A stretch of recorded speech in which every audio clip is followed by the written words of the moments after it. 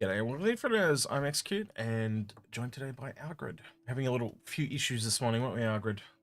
We were. Is that new? These days, no. And I'm still trying to relax a bit. I've really only had the one day to kind of relax since IAE, so you can still see I've got the telltale signs under the eyes.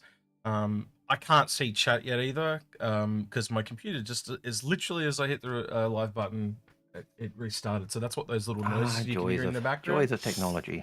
And I'm dealing with God. God's decided he wants to put a rain show on, so yes. I hear the soft, dulcet sounds of rain on. Well, we got that fixed a little bit because that was really, really loud, but we did. It was about 50% of my volume. It was nasty. Yeah, it was pretty bad.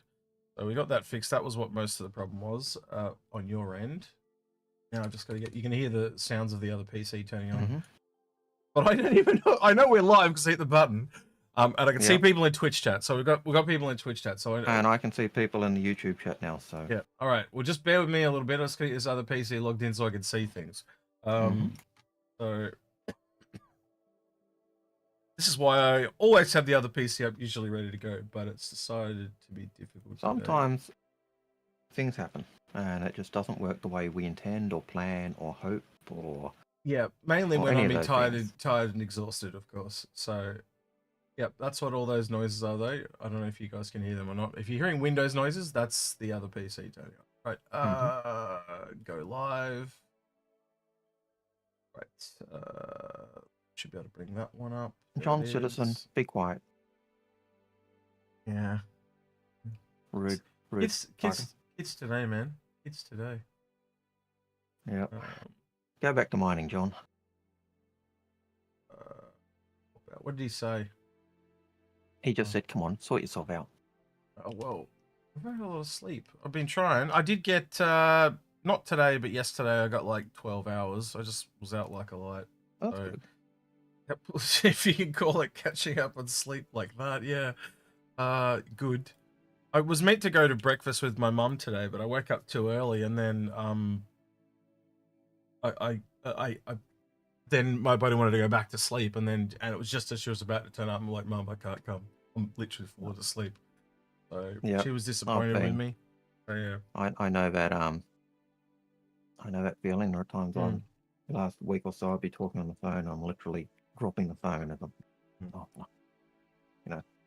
All right, we're set up. Frustrating. So I can see YouTube now. Nice to see SA. He's there as well. John. You are the regular faces as well. So, IAE is over. That's what the title's from. Is it really over? And I think what we'll be talking about a little bit today, Algared, is a little bit of speculation on your part and my part on obviously 4.0 still to come, but also what we can kind of expect with 4.0, and are we going to have, obviously, the Guardian something in there, but I'm curious if there are other ships for sale as well. But I'm also going to suggest, since we're now up, that you start the bot. Oh, yeah. I knew I forgot something. Yep. That's why you need me. Look, I'm going to be freely honest. When you were not here, and I was doing a couple of guest streams while you were away, there were times I was like, man, if Algared was here, that would not have happened. Because I just know you well enough, and you know me well enough, what you've got to pull me up on, and etc. etc. So as much as we frustrate and annoy each other at times as well. Yes, exactly. It goes both ways, though, doesn't it? It does. All right.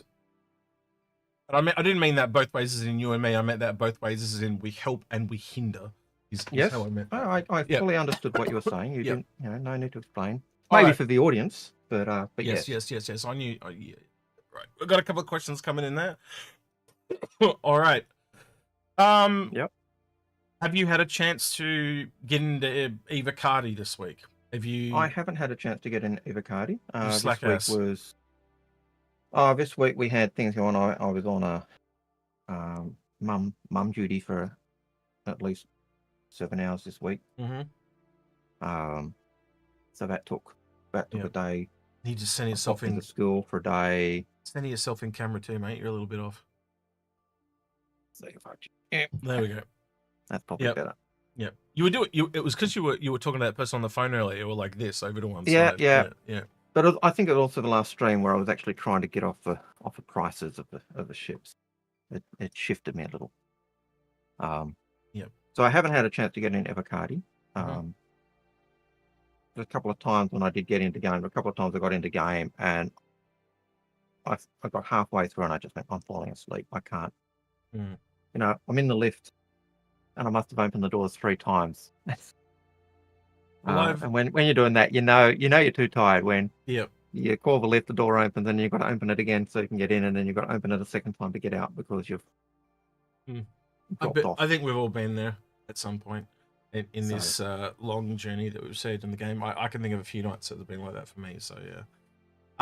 Yeah. I think for me, I've just been getting in every day and going to the jump point, and I just go through the jump point and back now, and just watching the improvements on that. I've been kind of essentially trying to save Pyro for when it drops. And the actual jump point has improved significantly, to the point that it actually, I was trying to explain it to SA the other day. Like it's normally a circle, right? And it's just this tunnel like this. But now it flattens and expands as you go through. They've made it way more extreme in the way that it morphs now in the last couple of days. So it's kind of got more of that feel that it had on that very first carrot flying for a jump point. Yes. Feel. Awesome. I'm not sure about that, but it's more like the concept pitches we see. Yeah. You know, and the I call them stalactites or stalagmites, but I've heard different things from them, but that's still the best thing I think. Well, that's what they look like to me, right? Yeah. What are the ones that are joined called? I can't even remember what they're called. But anyway, yeah, we need to find out what the ones are that have joined. Yeah. But they got the branches being formed by.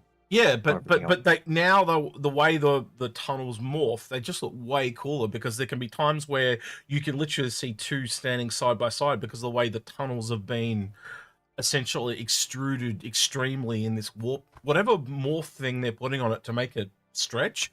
It's made it look way more sci-fi than what it was, and it's really cool.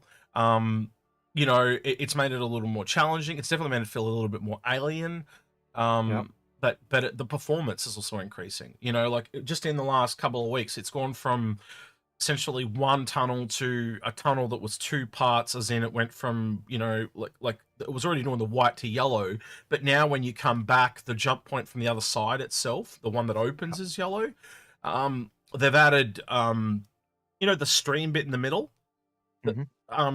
It used to just have all these blue dots. Now it's got blue and yellow, so it's like a mix of both jump points. But what that does is when you're in the blue section, because it's got yellow stars, you can still see them. And then when you're in the yellow section, you can see the blue stars. So they kind of, it allows you to see the midpoint of the river, so to speak. So you can kind of stay in the middle of the jump point. It's very subtle, but it works really well. I can see this being real, like for the set jump points where you're kind of going through, where you've got the gates and all the rest of it, where it's managed. So you're not going to be going off into the tunnels, but I can see all those tunnels that you're talking about being really, really valuable when we've got the variable jump points or the transient jump points. Where you choose the way you want to go, you know. Yeah, I saw that. There was a few times I was like, wait, was that a branch?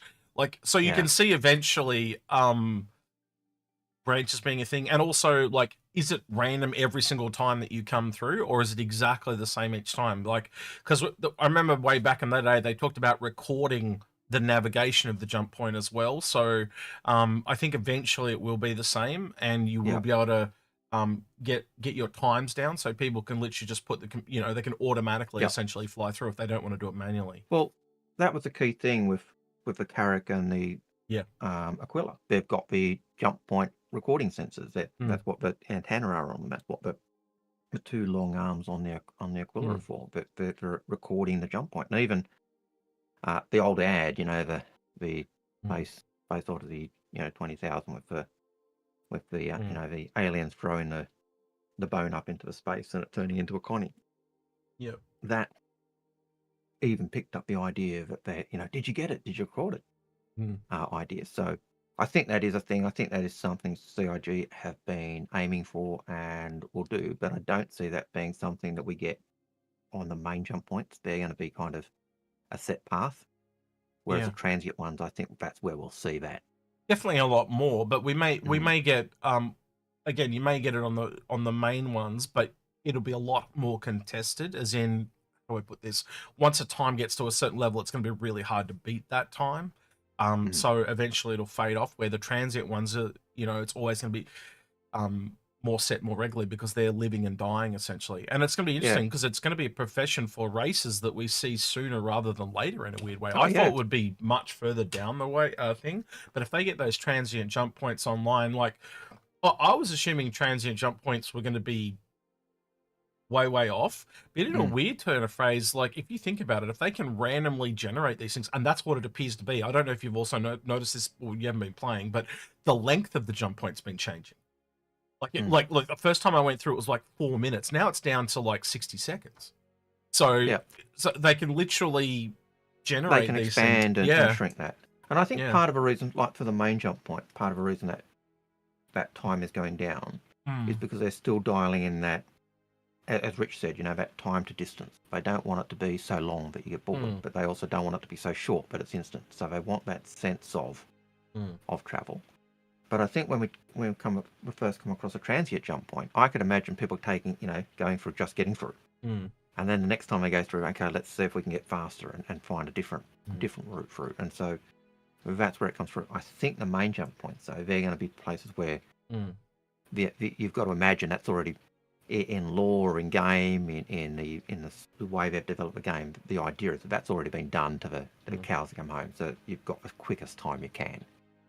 But that's yet to be seen. It's so yeah. This is for Luna Maria. I did say it earlier. The context is the hype over for Star Citizen, is the sales for the year over for Star Citizen. The context is literally, I think there are more things to come before the end of the year is over. It's kind of like a double entendre. The end of the year or the end of Star Citizen's sales? No, I think there are more. Which is why I call it that. We're not saying it's the end of Star Citizen. Also, it's very clickbaity. That's what works on multiple levels. Yeah. You've got to go. Unfortunately, you've got to go clickbait. It's a dog eat world. So yeah. So yeah. I have had a chance to fly the Polaris and shoot guns on the Polaris and torpedoes on the Polaris, and it's a lot of fun.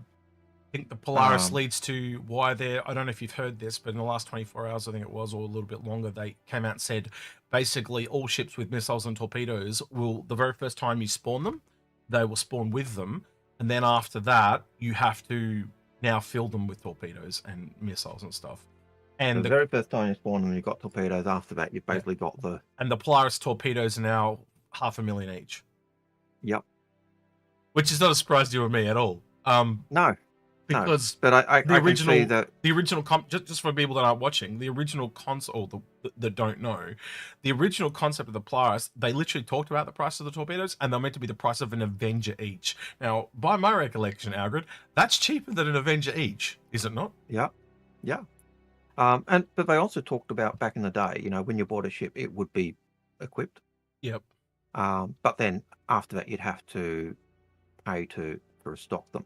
And I can see, just because of the missile spam, people would fire off all their torpedoes on their Polaris and go, oh well, I'm not paying for them. Yep. Reclaim, get a new one for torpedoes. So I see the value in doing that. No, where you've got to rebuy the torpedoes, and that makes, the first time I took the torpedo out with the SCA guys, and they said, oh, we're firing the ballistics, we're only firing little ships. And I said, no, we don't need to fire them yet. We don't need the torpedoes yet. These are just little ships. Take them out for little guns. We've got to save money. Because you don't want to have to keep spending money to fix them, or to restock them. I do think the missions, in a sense, the way the mission and shared missions work doesn't work quite well, because at the moment, when you take a mission, it's just shared equally between everyone. And I get that, but there's an element where you almost want a ship share, so that you're, the cost. So you're talking a profit rather than just sharing the proceeds of the mission, if that makes sense. And torpedoes have really, in my book, I always thought torpedoes were going to be kind of like a first strike thing from the way the Polaris is described, the tip of the spear. But now the way they've kind of talked about it's almost like an onion and you've got to strip these capital ships down. It makes torpedoes in the last thing. So in a way, you'd almost want to go, say, a javelin versus whatever, like two capital ships are going at it. And when the shields come down, that's when the Polaris rocks up and fires the torpedoes. I tell you, we were doing the one of Idris missions, and we were plugging away at it felt like hours. We drained all the ballistic guns. We'd pummeling it. Still couldn't dent the shields. It was when we fired a torpedo, the shield went down. But it was that type of thing. We fired the torpedo because, hey, why not? And we took the shields out, and that's when the Idris started to go. Maybe that's it then. You've got to bring the shields down, then keep them down, and then hit them with more torpedoes to kill them. Yeah, okay. But it was getting those shields down was just that seemed to be the key thing. And once I think also distortions are not working as well. That might be a part of it as well, to be honest with you. Yeah. So yeah. Again, but it was certainly a lot of fun. I'll put it down to that, and it certainly made multi-crew gameplay a lot of fun. Having done that, I can see a huge value of in terms of the Paladin of having your two wing gunners, your two gunners on the wings becoming your engineers. And so when the crap hits the fan, they both leave the guns and leave them to the pilot, and they just play engineer and make sure the ship's running smoothly. I think there's other issues too, though. Like, you can clear. Like, are you even going to be able to restock? Because like we've got the little bugs at the moment. I think that's the other thing. Like, I'm noticing it across the board. Like, it kind of started with master modes, and it's going to continue until most things are in. But I don't think people realize how much Star Citizen has just been sitting there doing nothing all this time, and now they're actively working on it, and things are moving. Right? I don't think they realize how much things are moving now. Right, and now, before we were just kind of roughly building the train, and now the train's starting to move, and I don't think people are ready for it. Right, and again, the master mode is a really obvious one where people are why don't you just change it back to what it was so we can play? No, because it's in progress. They need to test it, and they need to test it. It needs to move forward, and they've got to. It's multi-layered. It's not just like you turn it on and it works. This is the first bit that goes in, and then this is the second bit that goes in, and there's probably 100 pieces, and we're just going to see it unfurl slowly over time. Like I thought, Rich described it really well in that episode when I was talking at the IA, where you're saying, yes, we've got master modes. There's more coming. Yep. But they need to have the operator modes, and they need master mode to be there because that's the base. Yeah. And everything else kind of branches off that. But they need that in and working first before they can start adding those other operating systems. But they're all going to be using that same mechanic. Yeah. And that's just those two systems. It's like across the board there's issues, right? Torpedoes, things not loading properly. We've still got issues that have been there for 10 years, like the old warp bug, where you look at a place and you can't warp. You've got to turn off the drive, look over, spool it up. Once it's full, then look at the place. Then once that spools up, then you can go. That bug has literally been there since day one. Yep. But it'll eventually, it'll eventually go. Sorted, but it's one of those things that we find frustrating in the interim. But the fact that it's been there for 10 years shows you how little it's been worked on, right? And as things come in, like a lot of things will come in 4.0, and I'm sure a lot of stuff will get fixed that's just been sitting there for years and never ever been fixed. And other things will just be as broken as ever. But as everything is moving now, that breaking of the dam, the final server meshing comes in, a lot of these things are going to start to disappear because they couldn't fix them, because if they fixed them, it would just, why fix it when server meshing is not there to be set in place?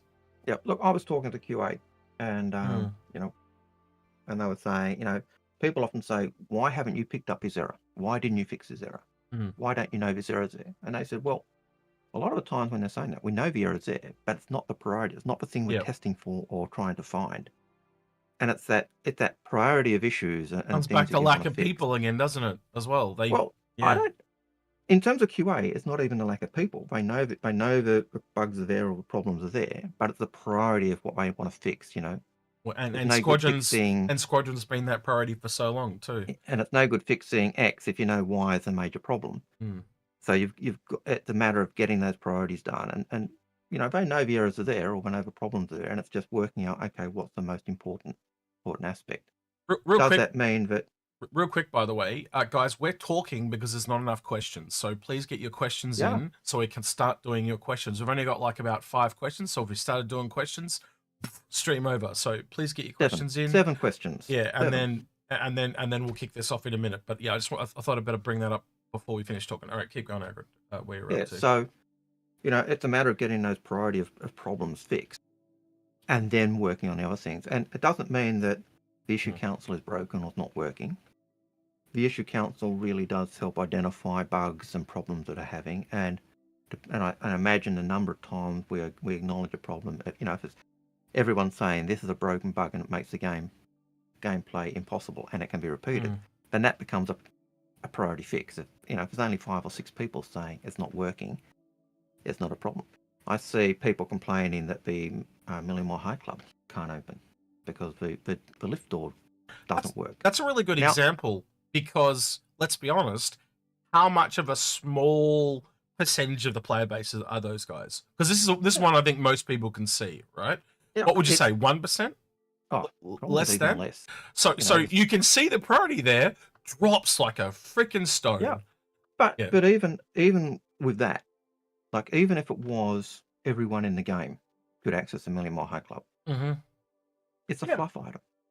It's not even a quality of life item. It's a fluff item. Yeah. So even at that point, it's way down on the list of fixes. Yeah. So, it's those types of problems. Would it be nice to have it working? Yeah. But if there's no missions in there, if it's an empty room, and you can apply that to a fluff item. You can apply that to everything though, right? And you can roughly see. So let's take the one I took before, the quantum bug. It's been there for a really long time. It would be nice because everyone uses it, but it works, does it not? Yep. See what I mean? So it instantly drops in priority because it works. Yep. There's a workaround for it. Yeah. Now, the Million Mile High Club entrance, there's no workaround for it. You can't get in, but it's a fluff item. You don't need it. It'd be nice, but we don't need it. The quantum bug, as you raised, it's annoying, it's frustrating, but there's a workaround. Yeah. That's it. So it drops in that priority. If it was broken and no one could use it, then it becomes a high priority and it gets fixed. Yeah, exactly. And it's those types of things you have to look at when you've got 50,000. I'm pulling a number out of the hat. Yeah, essentially they're continually juggling plates, right? They're trying to move forward with not having to step backwards to fix things. It's almost like building a mine shaft. Like they don't want to come back and put the supports up if they don't have to when it collapses. But when it collapses, they'll come back and fix it so they can just keep building the tunnel.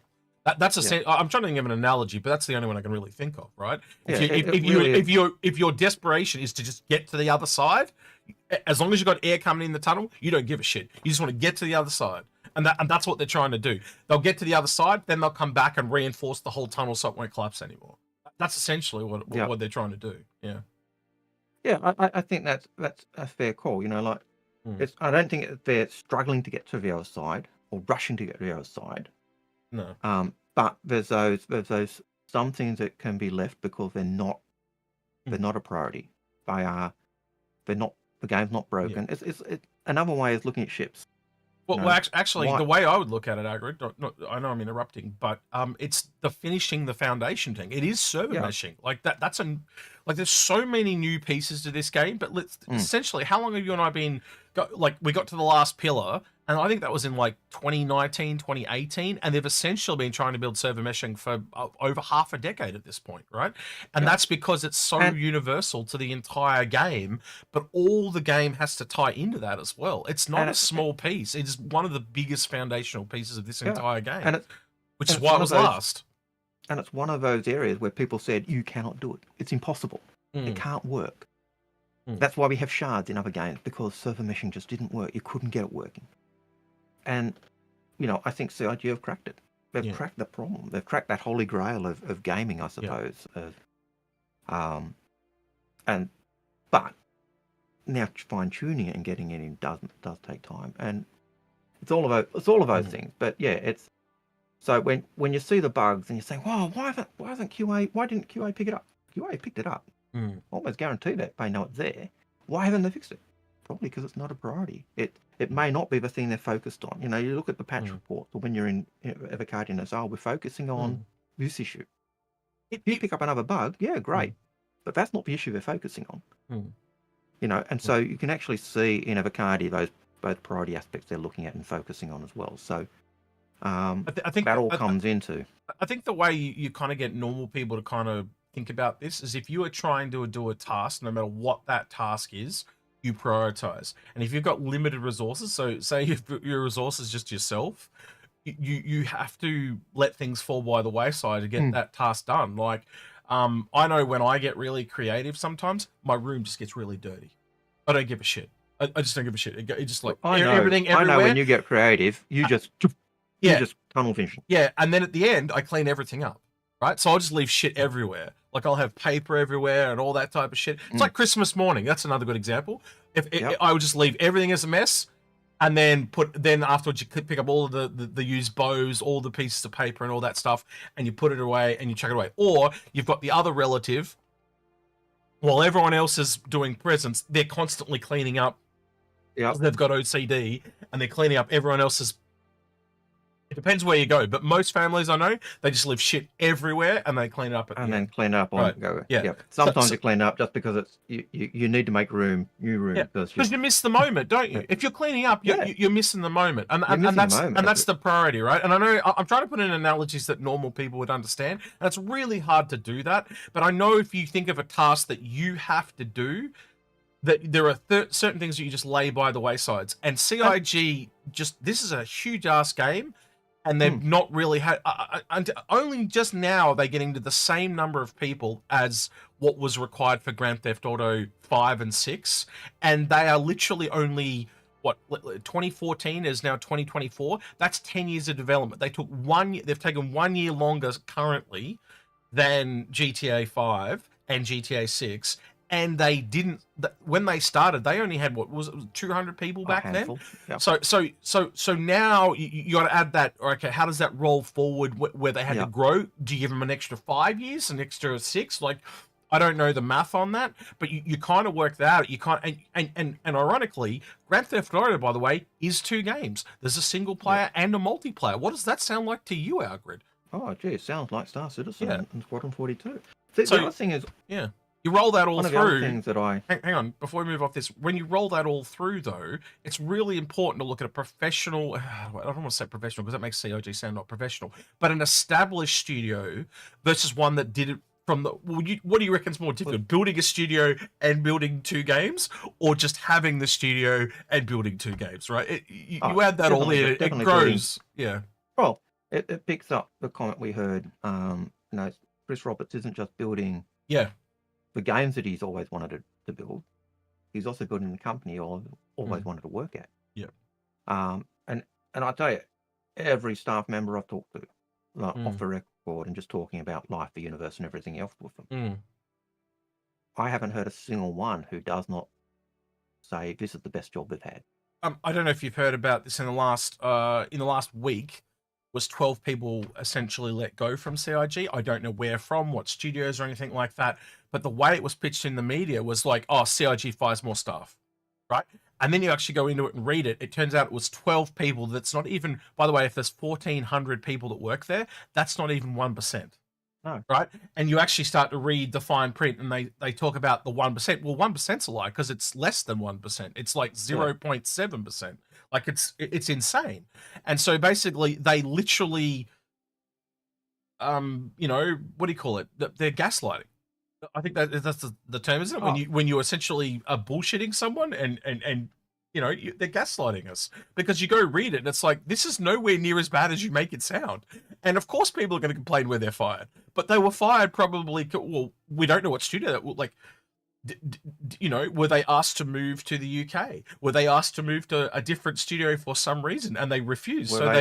Were they unable to because of family commitments or other things? Yeah, it's a whole bunch of stuff we don't know. Were they just terrible people? Were they crap at their job? We don't know. Like, you don't know the whole context. And 12 people is regular staff turnover at most companies of this size. Like, that's hardly anything. Just to give an example, my school, we've got 100 and maybe 100 or so staff. We farewelled 10% of them, or 10% of our staff, at the Christmas dinner, and that was just regular turnover. That was people moving because it was closer to home, retiring, moving to do further study. It could have been all that. They might not have all been fired either. They might have, like, as you said, any of the reasons you listed, just normal stuff. So I just find the way because I read 2 articles on it, and both of them were gaslit as like crazy. So again, that whole thing about anything that looks bad for CIG, people will do it because there's no repercussions. We've talked about this before. You know, you do it to EA, they don't let you review the next game. Well, wait, there's no next game for CIG. So maybe after Squadron, they'll tighten their belt because it's like, well, you can't review Star Citizen because you were a jackass. But they need us. They need the next patch. Yeah. Yeah, and I think we can slowly see, though, as a gaming community, and I don't talk just Star Citizen, I'm talking the whole thing, the tide is seriously turning. If you look at IGN, so I was watching trailers the other day for The Great Circle, the Indiana Jones game's about to come out on the 9th, 3 days in the US it comes out, right? Yep. And I was looking at trailers, and the YouTubers, right, so I was looking at like multiple different people, right? Some people got their videos out earlier than others and stuff like that. You look at these like IGN is the biggest one, right? With 15 million subscribers, yet they only had 120k viewers on their trailer. Now you go look at some of the others, right? We're talking about independent people, right? So I'm just going to pick one at random. Jack Frags, he had about 80,000, right? Now I haven't checked it in the last 24 hours, so it's probably gone up. But you do the math on that, right? Why the hell would I pay a massive company money when I could just give this guy access to the game and he plays it? You see where I'm going with this, right? Yeah. Like they are dead. They are going to be so irrelevant in no time flat. And we're noticing this across the board, like in the Western world, even normal television, their viewers are down so much. It's like I saw a stat on one of the TV stations that do the news in the States, and their viewers had been estimated to drop down to 40,000. Yep. Right? That's insane. For what I would have considered a major television network to have dropped to those levels, like, I got asked to take over a radio station a few years back. I don't know if you remember this, Aaron. I talked to you about it very briefly, right? And the reason why I ended up saying no was at the time, it was about 12,000 people listened to this radio station. And I realized I had more viewers on our YouTube than on that. I just went, scary thought, isn't it? And I just went, it's going to take me all this extra time. I'm going to be working every day of the week. And I just went, no, because it's not going to survive. It's going to die. I said, and like, yes, I know our YouTube is bigger now and all that, but you get my point, right? Yeah. It's a dying tech because it just doesn't go as far anymore. If I was them, I would have turned it into an internet radio station, and you wouldn't, because you could only physically hit that many people with an antenna, right? But if you put that thing online, then you got a global audience. That was the thing. The tech itself was the hindrance, not the. You know what I mean? Not the. Yeah. Yep. Look, I was one of the things you were talking, a little bit earlier about CIGs taking 1 year less than Grand Theft Auto. Yeah. Now I know that just before COVID hit, Chris had planned, the whole family planned to go to Manchester to close out Squadron. Yep. The idea was 1 year to close out Squadron. And at the beginning of 2023, Chris went to Manchester and basically closed out Squadron in a year. So to me, that just says to me, COVID just really did delay development by 2 years. The other thing you'll remember when we were talking with Sandy, and we're talking about the problems with having studios in really big time zones, where a problem comes up in one time zone, you send a message, and by the time that group can respond, you've either had to move on or you've solved it. And so trying to do things across across time zones really doesn't work. And so CIG, I think as a direct result of COVID, has gone to centralising in Manchester. Or in a similar time zone to make things easier. Now, that could be me just reading into that, but that's the impression I get. Scott, we'll get to him in a minute. Me and I are really catching up. Scott's asking, when are we going to get to the questions? Yep. Citizen John asked me ages ago, what Path of Exile did I get? I just got the stock standard access. I didn't get any extra skins or anything like that. So yeah, I'm looking forward to playing that when I get around to it. I was watching people sit in the queue for 3 hours today before I fell asleep. So yeah. Yep. All right. Well, maybe we should take a question because we do have a shitload of questions now. Yep. So and Logan, there are a page or two of questions now. Logan has a good question for us, which ties in, I think, with what we started off talking about. Is were you disappointed by the fact that the Paladin wasn't an extra large Valkyrie Tonk dropship? I think we'll eventually see something like that. So no, I'm not too disappointed because I think eventually we'll have every type of ship you can possibly imagine. And what's to say we don't get a variant when the Valkyrie comes out? You know, let's wait and see. I wasn't disappointed. I like the idea of another drop. I think it is. I did see a discussion where people were saying that it was more a Connie gunship size rather than a Redeemer gunship size, which makes sense of a size 5 guns versus the smaller ones. But I do like the fact that it feels like a bigger Hurricane.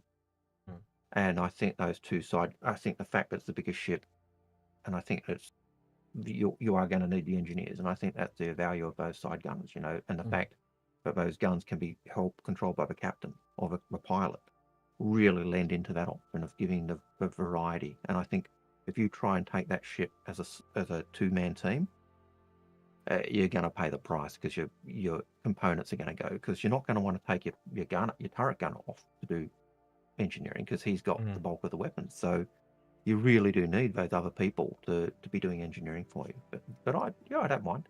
I thought it was a nice variant. All right, SA says, question, what were you both expecting at AIE that didn't happen? A big ship. I think a really big ship was probably the only thing. I was surprised that the concept was essentially a medium, I guess. Would you call that a medium? Around small large. I think it's a small large, yeah. So essentially we usually get the biggest ship of the year, and let's be honest, the biggest ship of the year came in Invictus. And for until we talked to John Crew and Ben Curtis, I was expecting a really large Drake Corvette, like a Polaris type style ship from Drake. And then when John said, no, the Ironclad is the Corvette, I was like, you don't know your own size metrics. And it was very telling that like there was a lot that came out of those discussions that totally changed how I thought about how they make this game. And I realized a lot of what they were doing was just making really cool shit. They weren't. I think that's the other thing that kind of came about is they don't plan as much as I thought they did. Although the way I would do it, sense they do. Yes, but what I mean is like they don't do enough stuff to metrics. I would do almost everything to metrics because like a lot of problems we have for ships, like say the Carrack. Imagine if the hangar on the Carrack was literally to S1. Yeah, you know, like it would change everything about that ship. You could park an Aurora in there, all the little. Oh. Actually, you know what I mean. But I know what I mean. Exactly what I mean. Like for example, like all the snubs would fit. Yeah, if you made that hangar so it was, you know, the small hangar, so or the extra small, whatever you call a snub hangar, and so every snub could fit.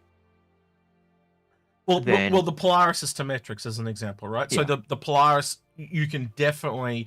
I was really surprised some of the ships that actually fit in there, but do they actually fit? Because like technically speaking, again, I think they're moving the goalposts as they work, because again, the event, the Ares is technically a size up, but it fits in the hangar.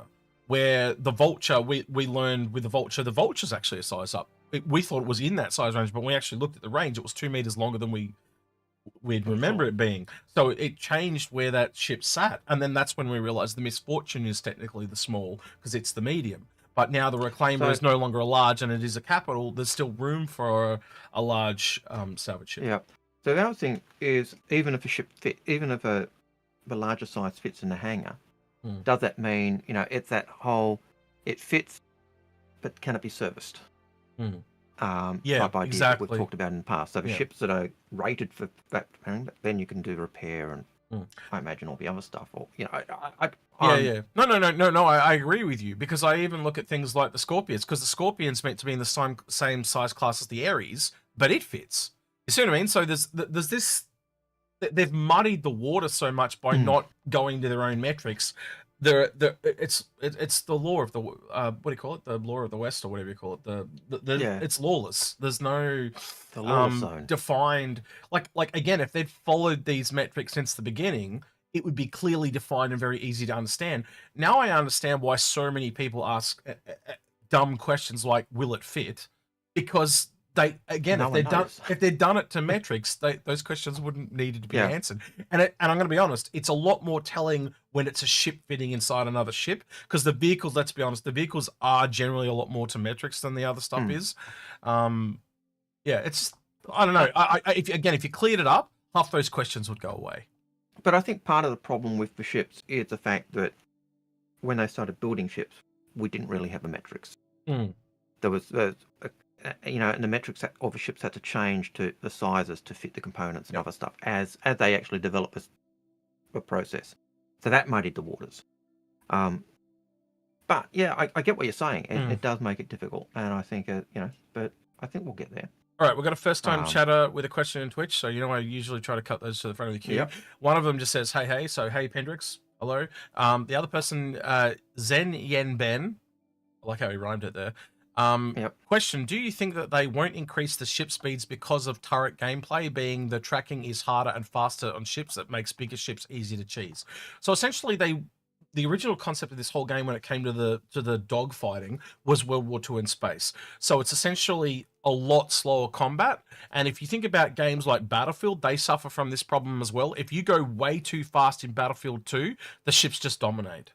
Air supremacy. You've heard that term before in the real world, right? But if you slow it down to like dogfighting of World War I or World War II, it instantly rebalances it to, I might actually be able to use a handgun and shoot the pilot in the head from the ground. Now, that doesn't usually happen, but you would have seen it in Battlefield, because it does happen in Battlefield, right?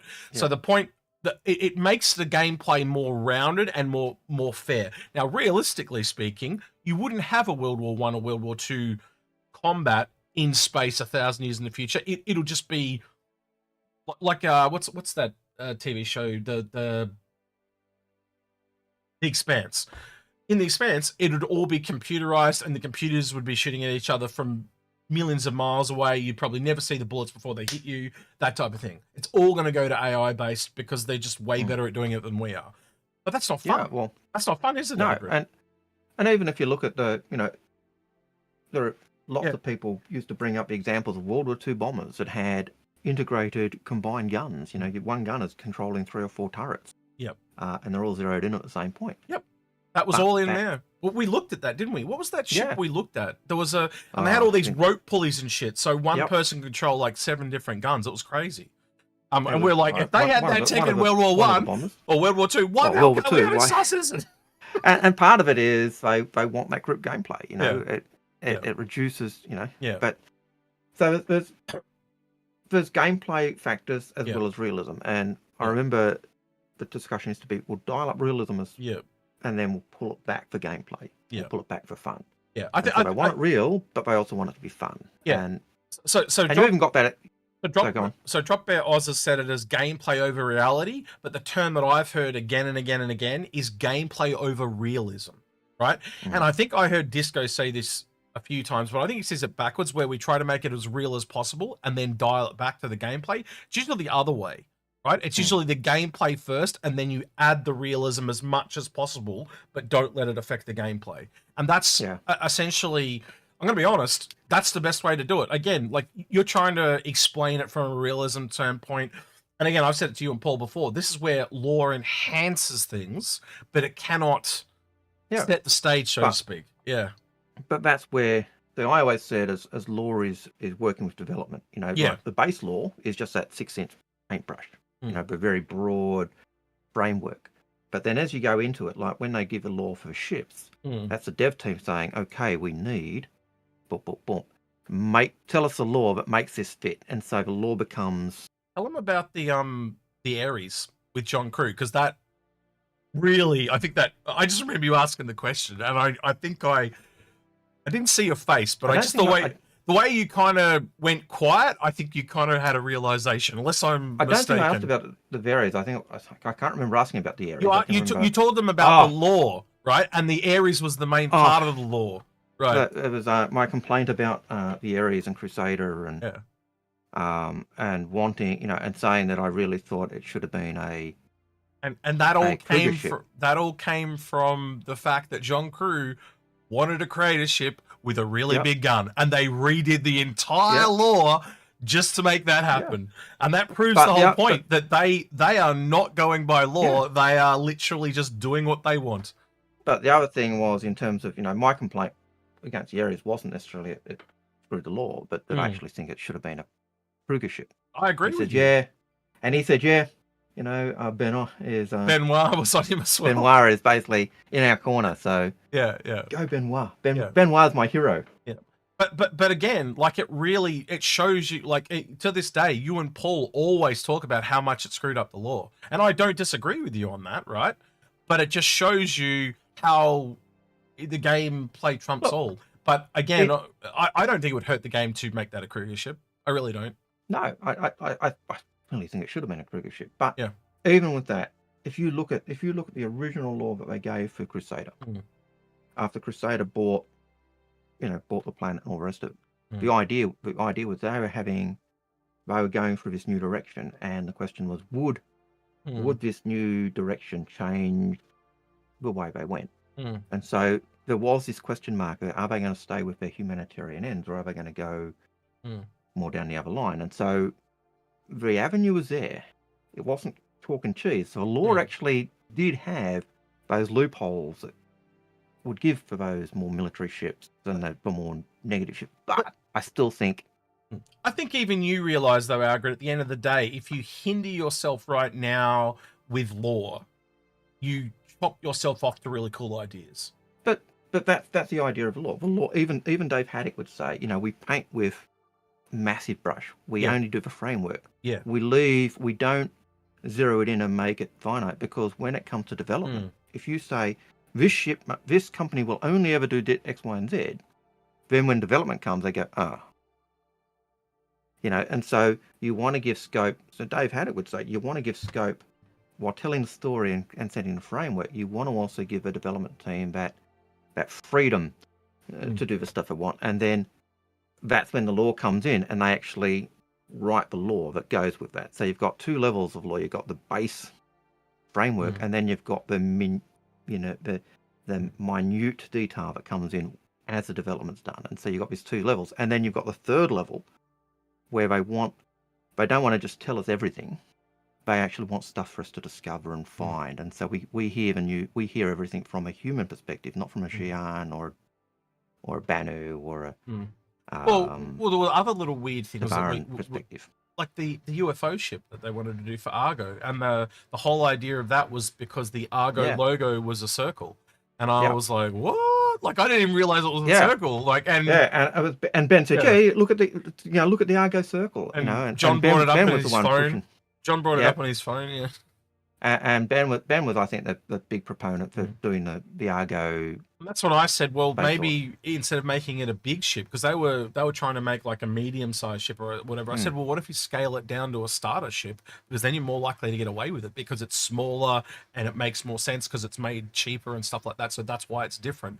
And ironically, we did kind of see that in the Intrepid when it came out. That's why it's a little bit different, because it's so small. It had to make compromises. So it's a similar line of thinking to that, but put that onto Argo. So again, if they did an Argo starter ship that was a UFO, I think it would be kind of popular. I think we could meme that thing into existence, by the way. I had an idea for a shirt. I think I said this on another person's show during the week, but basically we get someone to concept a little UFO, and then like with the art, and make an Argo looking, and then say like got milk. So you know how you pick up the cow, the space cow, and essentially that's the shirt. got milk. Because again, they can't copyright that because it doesn't exist. But if it got popular enough, you get what I mean. Like it'd probably become a thing. But it's not picking up accounts. It's picking up a 32 SCU container. Yeah, but again, if you because it's Argo, if you made it a small enough ship, so I'm talking like oh jeez, how small could you make it? It'd be another snub though. That's the problem. Like it'd kind of conflict a little bit with the MPUV. So basically a Cylon Raider. Well, there is place for a very small ship that essentially grabs onto another ship as just with its tractor beam and pulls itself to the other ship and just attaches itself to the other ship. But then once that other ship is successfully raided, it can then use the same tractor beam to load cargo onto the other ship.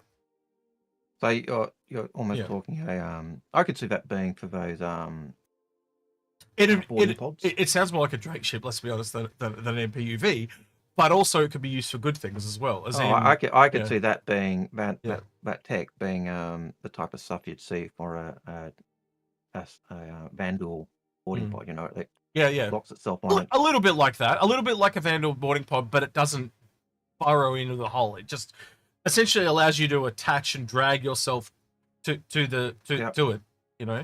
I could see if you're not boarding that way and you're actually often walking along the hull, that would be that to me sounds also very Tavaran in terms of the way Tavaran used to board. Might work on that as well. But again, the whole idea I'm trying to pitch though is more the UFO than the functionality.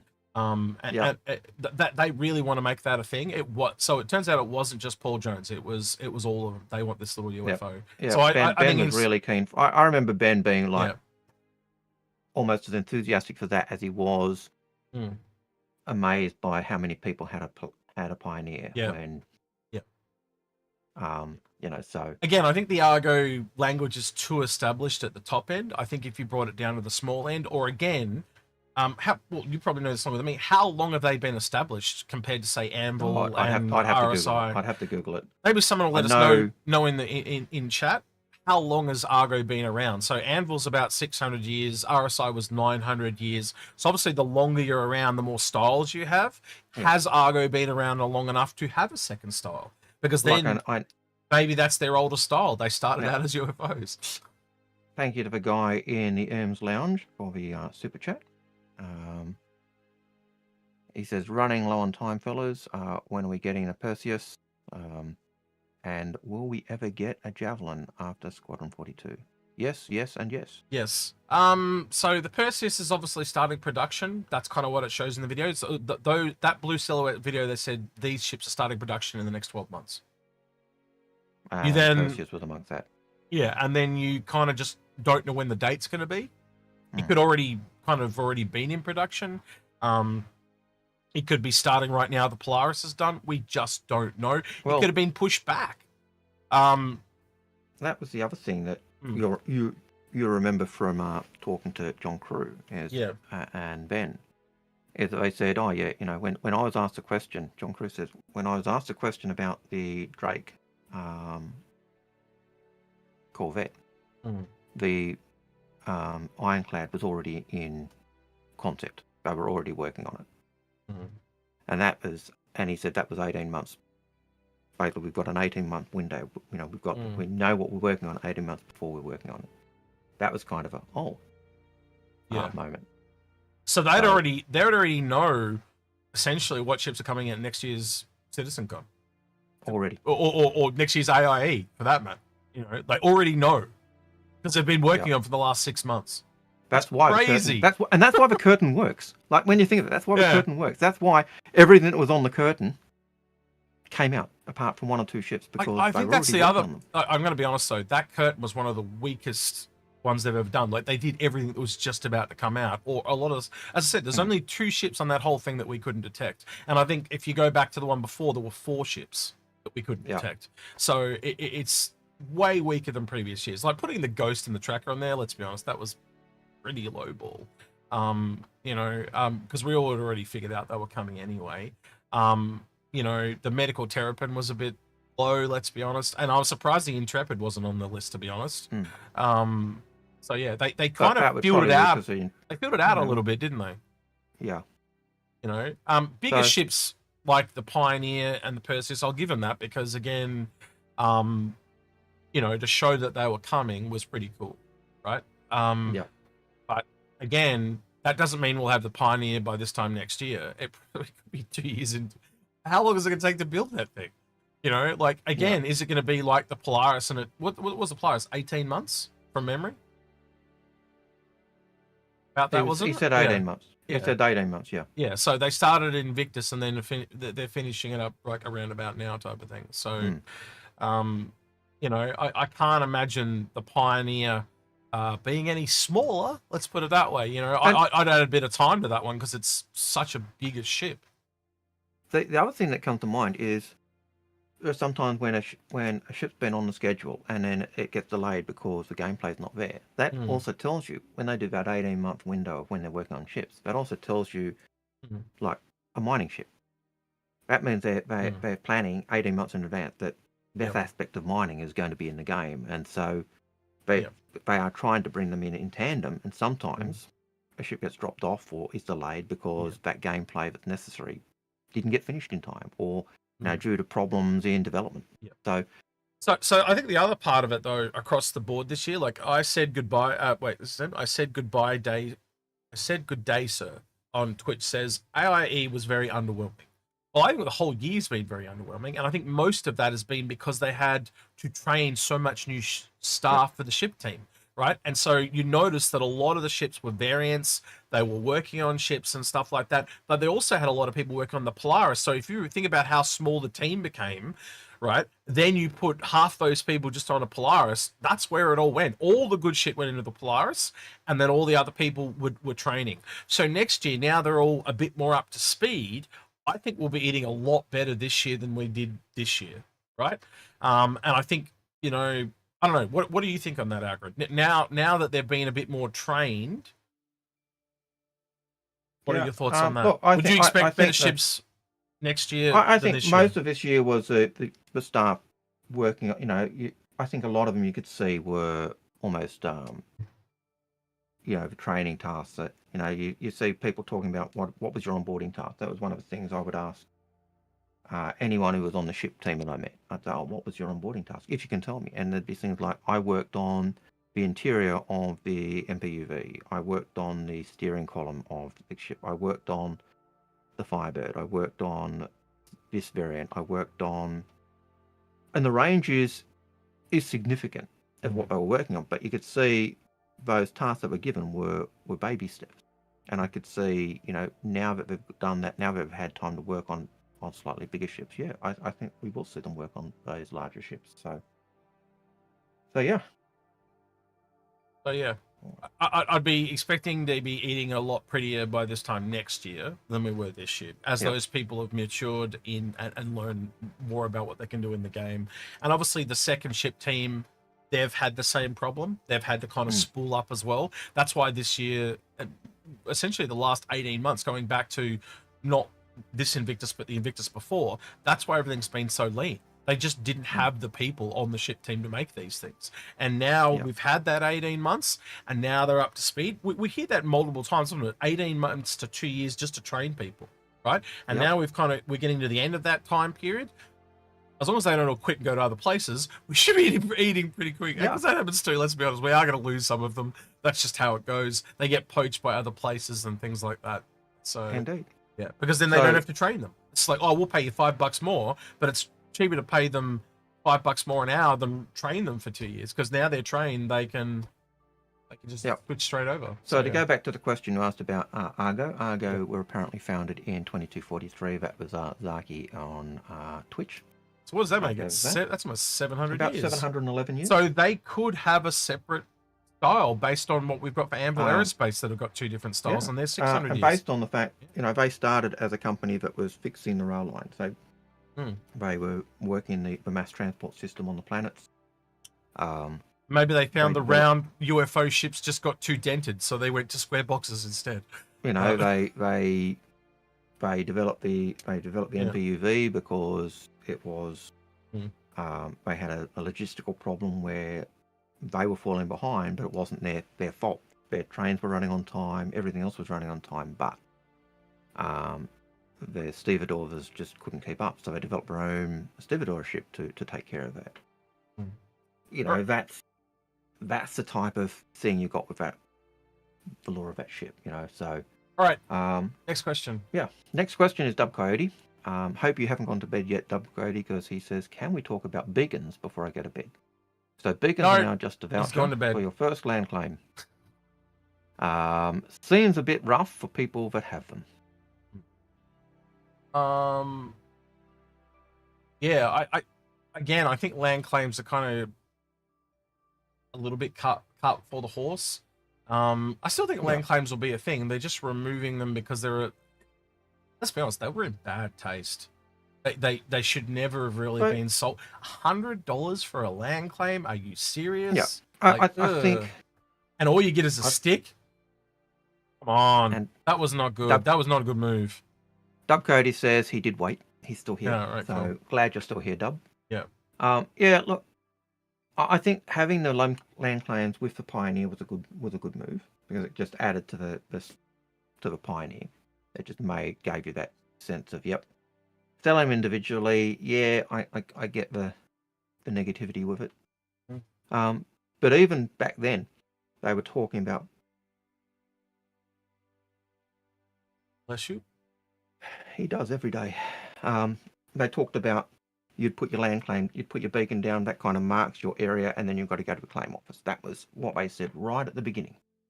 The very first time they brought them out, that's what they were saying. So, to say that it's just a voucher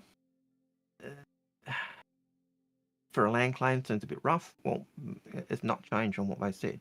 The other thing is, it kind of goes back to what Sandy told you and me about why Squadron was removed from the store, and that's that you just didn't get anything to go with it. You just got this essential token, and that's what land claims feels like. It feels like a token, and I think that's why they've been removed, because it's just you just don't get anything for what you purchase. Yeah, right? and I know the argument made you're getting a JPEG for a lot of these ships, but you've still got the future promise of something. Yeah, well, it's a land claim is not tangible. And the other thing with the land claim was it only really worked in UEE space. Yeah, you know, once you're outside of UEE space and lore. Putting a UE land claim down on, I don't know, Nix. Yeah, do you have Pyro gang land claims, or do they have something different? Do they not use beacons? They use some other system. Well, you think about it. You put a UE land claim down in Nix. Okay, you've legally got recognised land in the UEE. So what? You don't have. Well, it wouldn't work there, obviously, because it wouldn't be able to transmit back to the UEE. But I get your point. But, you know, you get that, you establish a claim, you make the claim, you go take it to the UE, they go, great, yes, you've got this legal document with the UE. So what? The UE aren't policing the area, so it's like selling the harbour bridge to somebody. It feels like a bit of a scam in that sense. So, how much did you pay them for the harbour bridge, Algared? I didn't pay them anything. I'm selling it. All right, we'll move on. Yeah. Shem Pastor says, "Do you feel it is better now that CIG has shortened the jump point trip?" Actually, I preferred it when it was I think it's a little too short now. I think 2 minutes was kind of nice. I think 4 was too long, but I think one minute just feels too quick. It sounds a bit weird to say that, but like just as I'm kind of getting into it, it ends. And so yeah, I'm going to say they want about a 2 minute jump point. Yeah, because. And the reason is because a jump point is you're guaranteed safe. I'm going to go to the loo. It's a guaranteed safe bio break time. If you're not flying, go to the fridge and get a drink. If you're not flying, but if you're flying, there's no break. You know, so that's. And you risk not being back on time and getting ambushed. So yeah. Yeah, so I can see that ending badly, Algared. Just yeah, no, but you know that's the thing. You've got 60 seconds. Go. Yeah, not gonna make it, but 2 minutes is enough time to go. You know, get that cuppa or get that drink or go to the loo or do whatever. So night caddy. I could see those being a valid thing to consider. Might not be good for all the time, but you certainly want those windows for. Right, Matt P63 says, will the distance in Pyro and changes in quantum in ships and ammo costs completely overturn our views on the value of certain ships? No. Not for me and Algared, But for most people, yes. We've been saying this for a while. Look, I will still say, even with Polaris having to, only get torpedoes on the very first time you spawn it, and then after that you've got to revive the torpedoes if you didn't have any. I would imagine that if you had your Polaris with its full load of missiles and you hadn't fired them when you respawn it or reclaim it, you'd still have the full load of missiles, I'd hope. But if you fired them, then you wouldn't.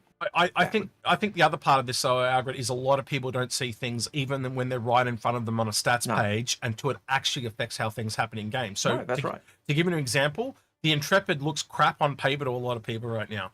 But once that's in Pyro, that ship's going to seem way more valuable as a starter ship.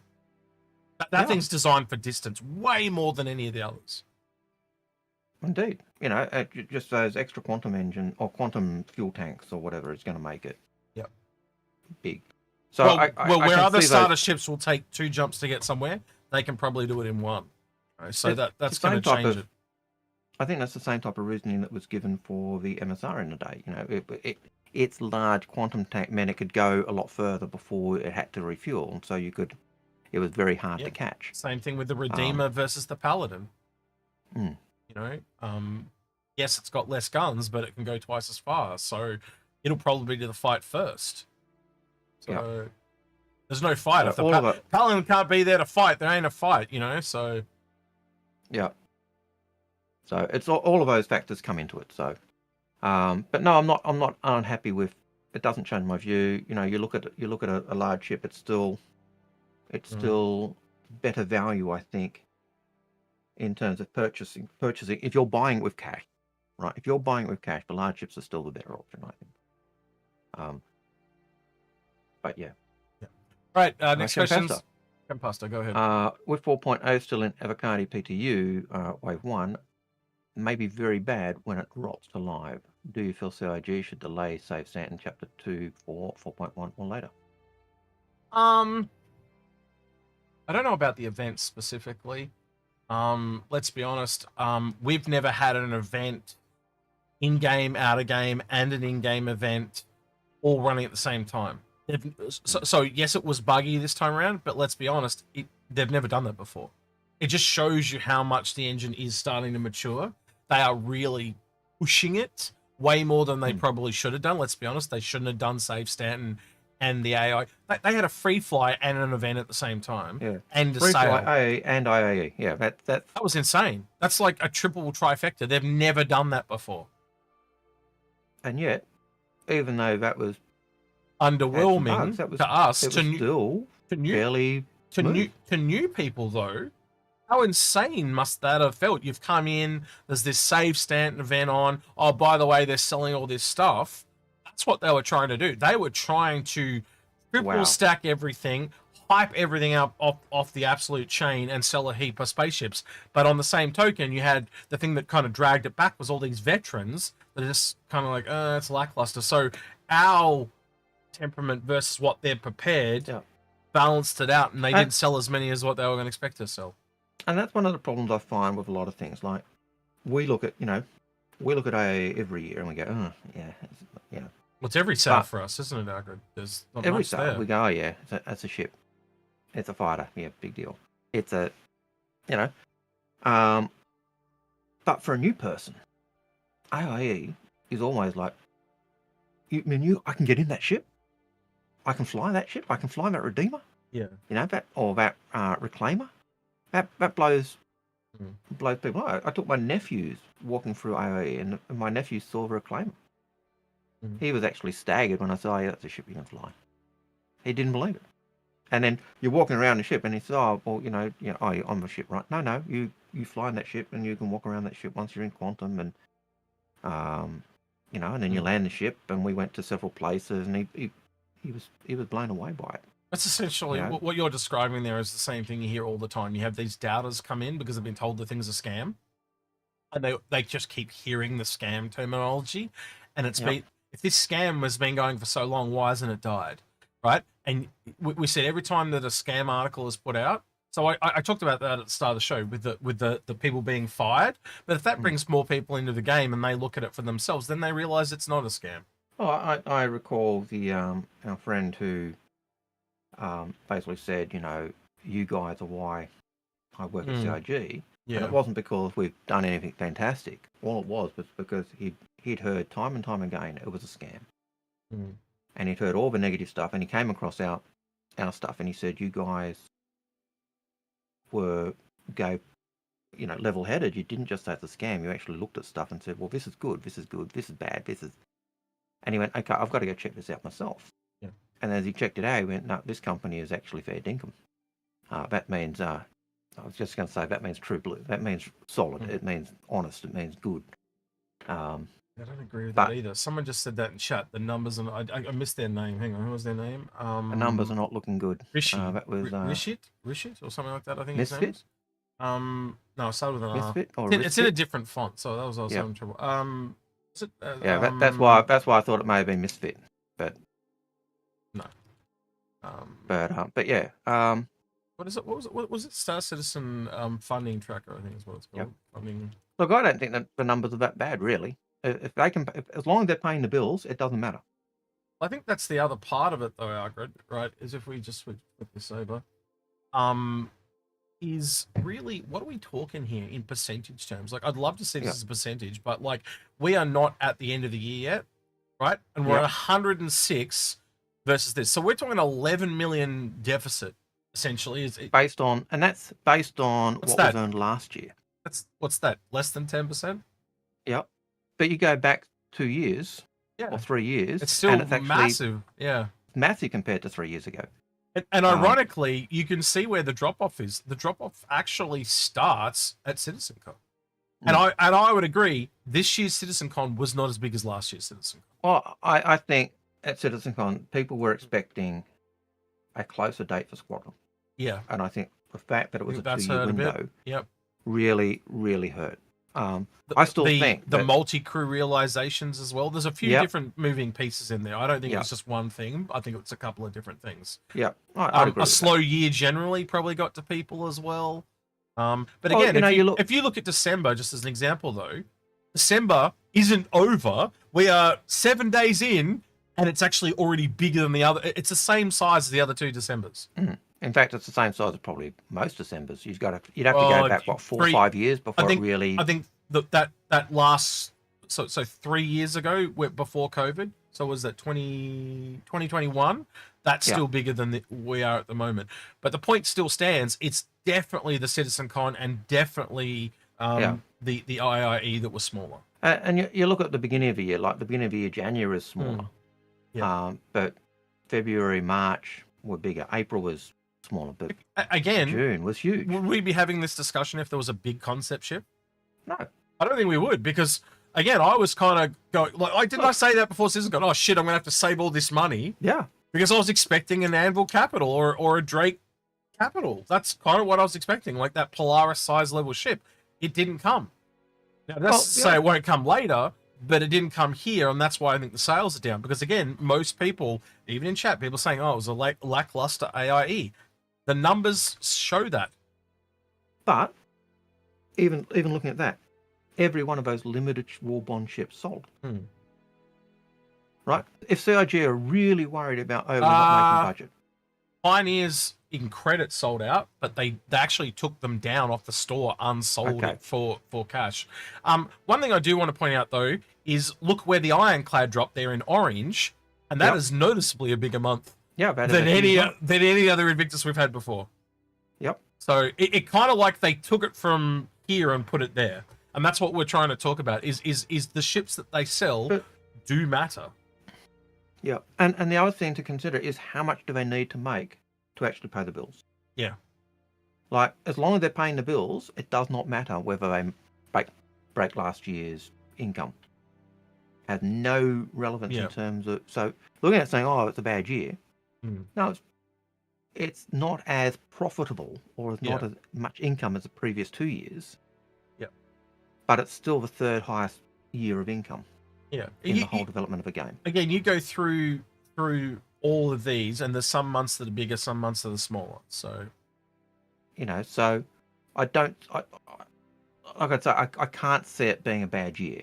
It just to look at those figures and say it's the third biggest year on record, how can you say it's a bad year? That's a really good point. Sam Maker makes a really good point. Me and him talked about this a little bit during the week. But let's say, for example, they drop the Starlancer build. Yeah. Sales will go through the roof. Yep. Because people know that that's the first base building ship that's going to work, go straight into the game. And that's the other ship that I think is essentially might be coming. If we get base building in any shape or form at all, dropping with 4.0, and remember, there was a lot of stuff in game at CitizenCon. We may get tier 0 base building with 4.0. I'm not saying that's what's happening, but the fact that it was never sold, I think that was the original plan. Whether they missed it or not is entirely up for debate. But when you kind of figure that out, if they drop the build along with 4.0, that green is going to be a very big month to round off the year. And I think, you look at it, if there's any building in 4.0, I think the build will come. Like, I think the reason the build hasn't been sold is not because they're being bastards. It's because its main function is building. And CIG for ages have gone down the line of if it does not have its gameplay, we're not releasing the ship. Because they learned from the Reclaimer what was the problem.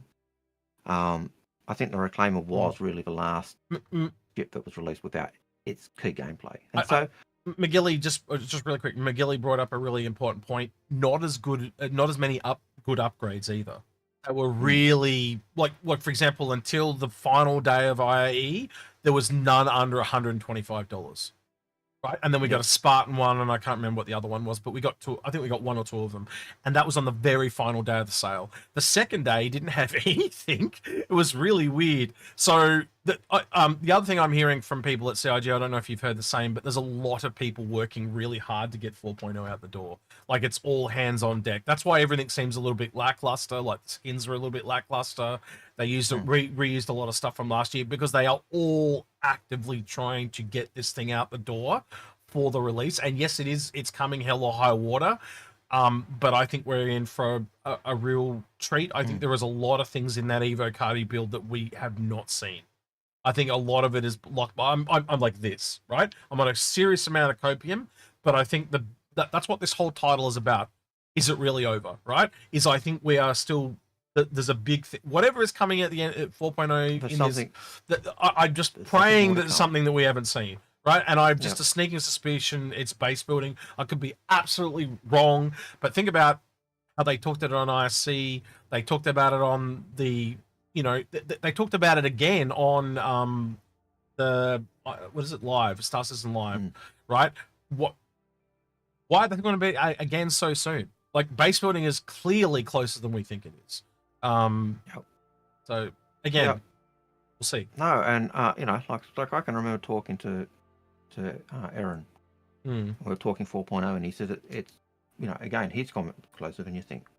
And that's closer than you think, and that tells you they feel they're right on the cusp. They felt they're right on the cusp of it coming since October. Yeah, and so they'll get it there. But I think the reason the build's not there is just because they don't have the gameplay for it, and they don't want to release that ship. And I think the ship's built. I think the ship's ready. I think it's as well as I do. That's the whole reason they built the bloody thing, right? Yeah, the max and the tack literally, not to use the pun, but tacked on. The build was built for base building. That's why it was done. So I expect when it comes, that's what we're going to see, and I can't. It's going to change the game more than almost like we say this a lot. Like yes, everything that comes into the game changes the game, but like if you just take base building, that's the cause, right? What's the effect, right? The effect is salvaging becomes really important. Mining becomes really important because you're now taking those resources, and instead of just taking them to somewhere and selling them and go, oh, I've got heaps of credits, you've actually got something to do with it. You got something tangible. You got the next step in gameplay, and all of a sudden, salvaging and mining are going together because you're going to need one resource from salvage. Obviously, that's how they're going to design it, right? One from salvage and one from mining. So you can't just go, I'm going to build a house and only do mining. No, you're going to need everything. And you can see eventually that'll lead off into agriculture, big game hunting, and all that. You will need pieces from everything to build everything. The other thing that comes into that is you're not just going to be using the raw materials. You're going to be wanting to use the refined materials and get the best refined materials you can. So you're going to be going to refineries, or you're going to be using your refinery ship. So that's going to pull in that aspect of gaming. Yeah, or otherwise Old Man Hurston's going to end up in a clay hut instead of the marble floors. That's right, instead of a marble mansion. That's right, absolutely. Yeah, no, 100%. So I don't think we're just going to, like, tier 1 might be the same building, essentially, for everyone, or the same little room. But eventually, as you and I have talked about with different qualities of shops, there are going to be different qualities of buildings. Like look at every I'm just going to go back to the one I know really well, which is Ark Survival Evolved.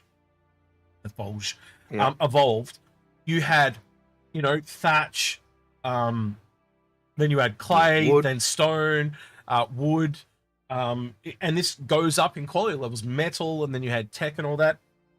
This game might not have the same number of levels, but it's definitely going to have levels, right? You're going to have different quality materials. Even looking at the outposts and the abandoned outposts, or the the outposts that are stuck out in the sticks, you can actually see there's those different levels of tech and other stuff. Essentially Drake buildings. I don't want to call it. Well, there'll be a different manufacturer or whatever. They'll come up with a name for whoever they are, or maybe they will be Drake, and maybe others won't be. Again, look at the hangars: Rebel in York, Aeroview, VFG Industrial, and Safeland. It's a similar thing. You could expect to see those tech levels. So there's 4 tech levels essentially. I'd expect to be seeing at least 4 tech levels in the buildings. Well, even looking at the bases we've got, we've got the bases using wind power to get their power. We've got bases using solar. We've got bases using geothermal power. Essentially different levels of power is what you're talking about. So we've got different levels of power, and that's going to use different levels of tech, and it's going to use so already we can see that, and pros and cons to each one. Like, wind's not going to work all the time, solar's not going to work all the time, but having a mix of both is probably going to be great, because wind can work at night when the solar's not, and vice versa. It's going to depend on your conditions, and that's the versatility of the awesomeness of this game. You could be on the most windy, sucky, cold ice planet known to man, but it's really good for wind power, but not so good for solar power. You know where I'm going with this, right? Yeah, and then you've also got the problem of you're on a toxic planet or an acid planet, so your surface type stuff is not going to work. So you're going to need geothermal. You're going to need to bring in your power source. You need more maintenance because of the acidic nature of the planet. That's right, and so that's going to bring in. Do you go all out and build a Revel and York hangar for your own ships, but it costs too much to maintain, or do you just grab the Safeland one because it's cheaper to deal with? Yep. And so you got all of those levels, and choices will matter. But you can just see all of those things. Once you just bring that in, you start to see the development of other nuances, building. And so. Hope you guys back to questions. I just hope people realize that, because that's the thought process that you and I go through on a regular basis with a lot of this stuff. And it's just connecting dots, but that is where things are going, ladies and germs, right? So I hope you kind of see that. And that's why we know there's different levels of shops coming. We're probably going to have to get the buildings before we get the shops, though. Look for a lot of says we're just making stuff up. And yes, in a sense, we are doing a bit of speculation. Yeah, but it's connecting dots, Luna Maria. It's obvious. You look at the world. You look at the bases that are out in the world. We've got bases that are using solar power. We've got bases that are using geothermal stuff. We've got bases that are using wind power. Are you trying to tell me that's not going to be something that we do? Yeah. Different levels of hangars, different levels of buildings. Like, how does that not make sense? We know that there are different building styles. And they've actually got, there's the Empire and the New Age and whatever they call them. Or, different resources and different systems will give you different buildings. You can't, you want a bling bling building from, you're in Pyro and you want a bling bling building from, I don't know, somewhere fancy like Terra. You're going to have to import all those resources, and it's going to cost you so much extra to do so. You'll actually question whether you should or not. Or do you bring it yourself and risk being pirated to build it? But people will do that because they've got more money than sense, and they want to show off. It happens in real life. Yeah. Look at the way they describe the space station. Do you think it makes sense to have a diamond encrusted Volvo or whatever they do in they get custom cars built that are just real skinny or real fat just because they've got money to throw around. They do that. look at the thing that they talked about in terms of the space station. What was the last expansion you could do on the space station? The guild leaders guy, I don't know, Ponzi, useless observation deck. His private quarters, just to look over his expanse and say, yes, I am awesome. Whoopie-doo. You know, old man Hurston will I don't mind if it's one of them. I don't mind if it's like an eatery or something like that, so you can make it like a rotating rotisserie. Again, if it's like a room, you can either make it your own or you can make it a shop or a building. I've got no problem with that. If you can turn it into something usable other than just some wanker's penthouse, private little penthouse, then great. But if it's just a penthouse, sod off. Yeah, it needs to, again, you and I have talked about the customizable room system. So eventually, that's right, I think it can be multiple things. Like, are you really going to make it a high-end fashion store? Probably not, but could you? Yes. Rotating restaurant, I could see. Yeah, absolutely. Cool. Or just a lookout where you charge people just to go up the elevator to souvenir store up the top and all that type of thing. Yeah, well, as patch 44 says, as long as they get a fishing rod to catch a three-eyed alien fish, he's good. Yeah. I think you'll find that on Hurston. I think that's probably where you're more likely to find that three-eyed alien fish due to all the pollution. I can't unsee you now as Monty Burns. Heck. It'll walk like this now. It always looks like, he's like a T-Rex essentially, isn't he? Right. Yes, totally not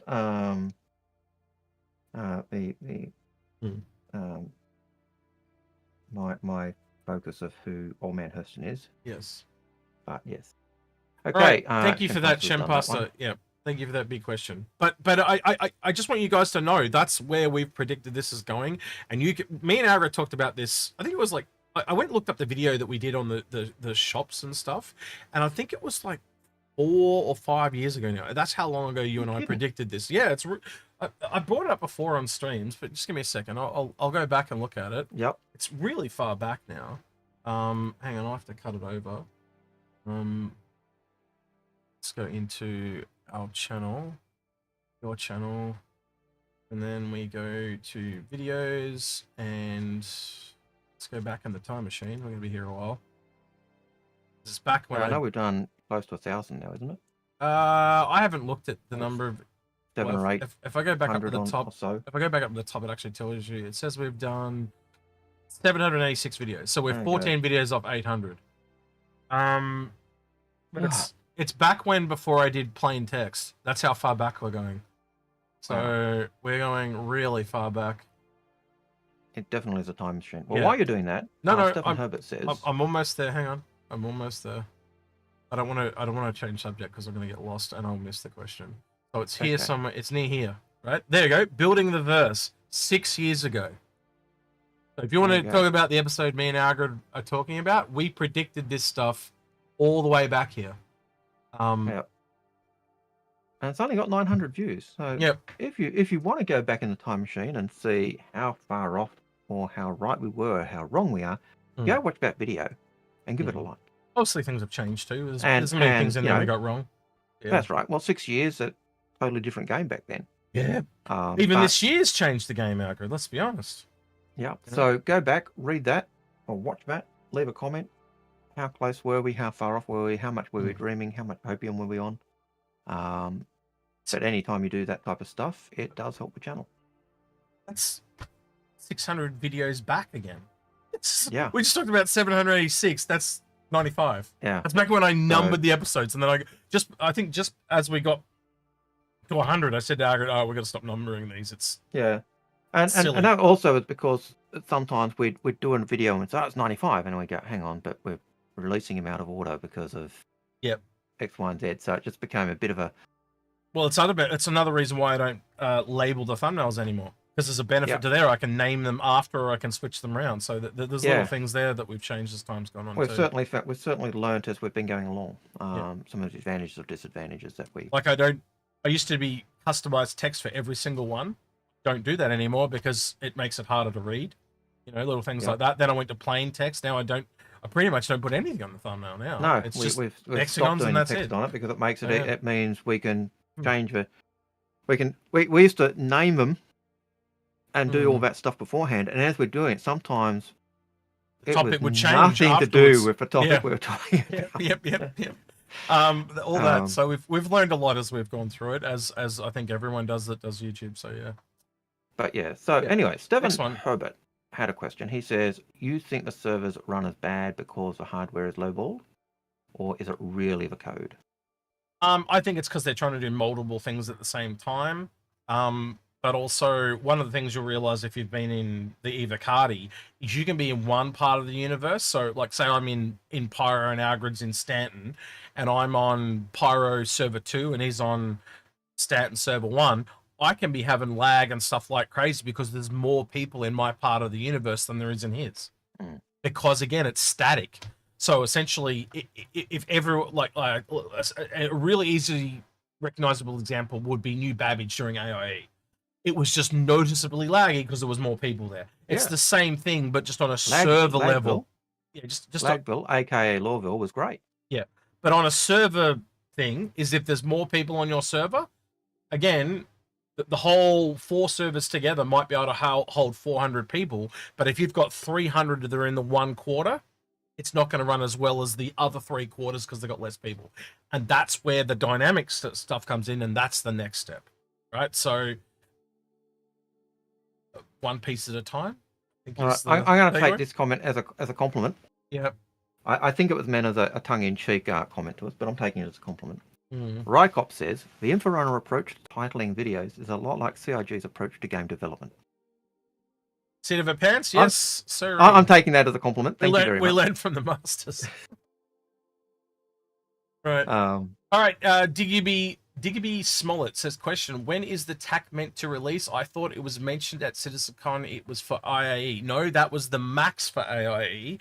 I would assume, based on its military aspects and that it was on the production schedule, I would say probably Invictus. Would not you? I would guess Invictus. Not take that much longer than the max to get done. You know, you're essentially gutting those bedrooms and putting in a mini hangar, and then you're adding some guns to the outside. I can't see it taking that long, and I'm pretty much sure they probably had it in grey books at the same time. So it's really just a couple of people finishing and texturing and stuffing that off. No, 100% agree with that. There's no new gameplay in there at all, is there? Yeah. Well, that's one of the things you'll remember. John Crew and Ben, when they're talking about, you know, we asked why the Perseus and the Polaris rather than the Galaxy, and they said, well, Perseus is a combat ship. The gameplay is there. We don't have to develop any gameplay for that ship. The Polaris is a combat ship. And we actually asked them straight out. I said, "Why the Polaris?" And John just said, "Well, we had to pick one. That's just the one they picked." Yeah, that was the first one, and Ben and Ben, you know, and the comment was, you know, we picked that one because that's the one we do, and but both of those ships were combat ships, so that's why they got the pip over the Galaxy, because the Galaxy, they need to do other stuff. Those 2 ships, they can bring them in.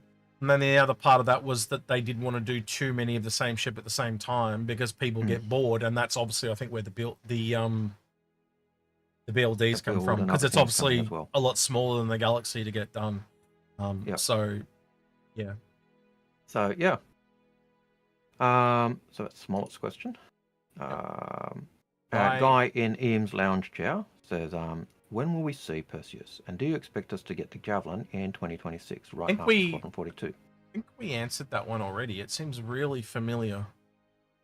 The Javelin and the Perseus in the same question. That was earlier. Yeah, I swear it may have been. That earlier. I have tried to cut out the questions I do recognise we've answered, but Perseus, I would think probably an IAE because it's a combat ship. If it's ready. But I honestly think that's not going to be ready. I think that's IAE next year, possibly, and then the Pioneer the year after that. That's just me. The Javelin, I think, given that it is built, the question is how well it's built for our gameplay, given that I think we probably end up on the Javelin at some point. Well, certainly we start gameplay on a Javelin, so it's certainly ready for players. It's the tutorial level.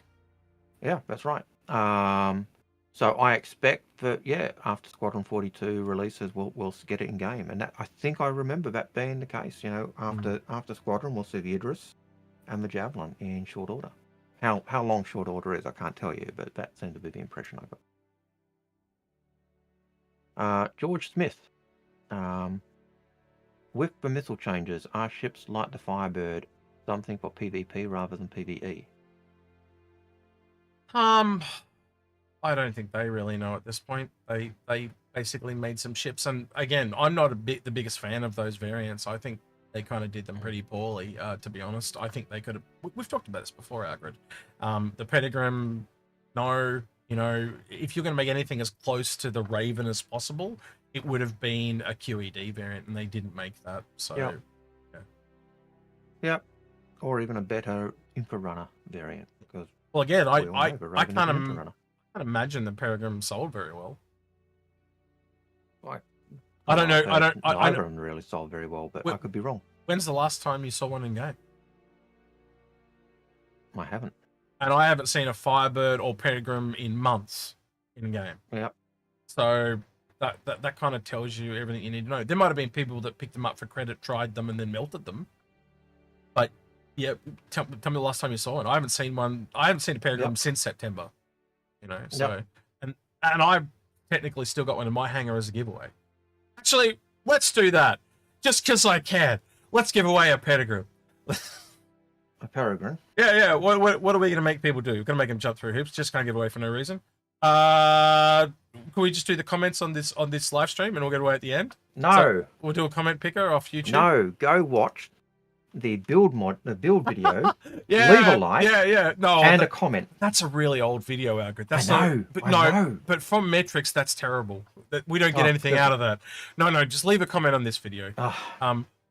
I was trying to, you know. Yeah, I know what you're trying to do, but it's not going to work from the metrics. Algared Plays, thank you very much. Yeah. So yeah, just give us a like, a subscribe. Yeah, that's not going to make it. You've got to subscribe and leave a comment. And if you're watching this live stream, and what we'll do is, just so you've got a chance, if you watch this after the fact, we'll give it away next week. Yeah. So I know there's people listening. Don't let us forget. Yes, I'm talking to you, Astra. Don't let us forget. He's listening to us right now, so he's one of our mods. So yeah, don't let us forget, please. And we'll give that away next week. So yeah, comment and give us a like and a subscribe. And not just comment. No, not just comment. Yeah. No, not in chat, you idiots. Below the video, you. Yeah, you got to leave one of those comments, like, you know, commenting for the algorithm. Yeah, and you get a Make Peregrine a comment on the video. It's a and great, I would still like to say. You know what's great about the Peregrine is it's a great ship to turn into other ships. That's what the Peregrine is good for. Yeah, the Peregrine is a great ship for LTI. Yeah. But I still reckon, go back, watch that build episode, and leave a comment in this video. Yeah. If you are if you're on Twitch, unfortunately, you're gonna have to jump over to YouTube, right? So apologies for those guys on Twitch, because we like to give it time to stew, so that'll allow everyone to watch the VOD on Twitch. It'll allow everyone to watch the so-called VOD on YouTube, because it just becomes a YouTube video after we've done it. Yeah. If you have watched it. And I'll have to retroactively go back and add that into the title, Algared, as we do now. So yeah. Now we can. Yeah. So if we went the old school, we were putting the label on the like this one. Mm-hmm. We'd have been screwed. Yep. But now we don't have to. But if you're watching on Twitch, don't worry. You don't have to go and watch the whole video again. You can just leave a comment once it's up. Yeah. So I'm gonna have to now go back and change those titles. Mm-hmm. So, yeah. Well, you go do that, and that's one done. VL Amanda. So I've seen some people were thinking that PDCs would be on some large ships. So what do you think about that? And should they stay on cap ships? Well, they are on some large ships. There is a PDC on the Phoenix at the moment. It's finally got its PDC. I'm not sure how well it works. I've taken the Phoenix out a few times. I haven't seen it working, But yeah, no, we're not being a bro and letting live comments count, because we can't count them. It's all about the tools we've got to be able to gather them all in and use them. It's like one comment to rule them all. One system to rule them all is what we want. And there's a PDC on the 600i, is there, Scott?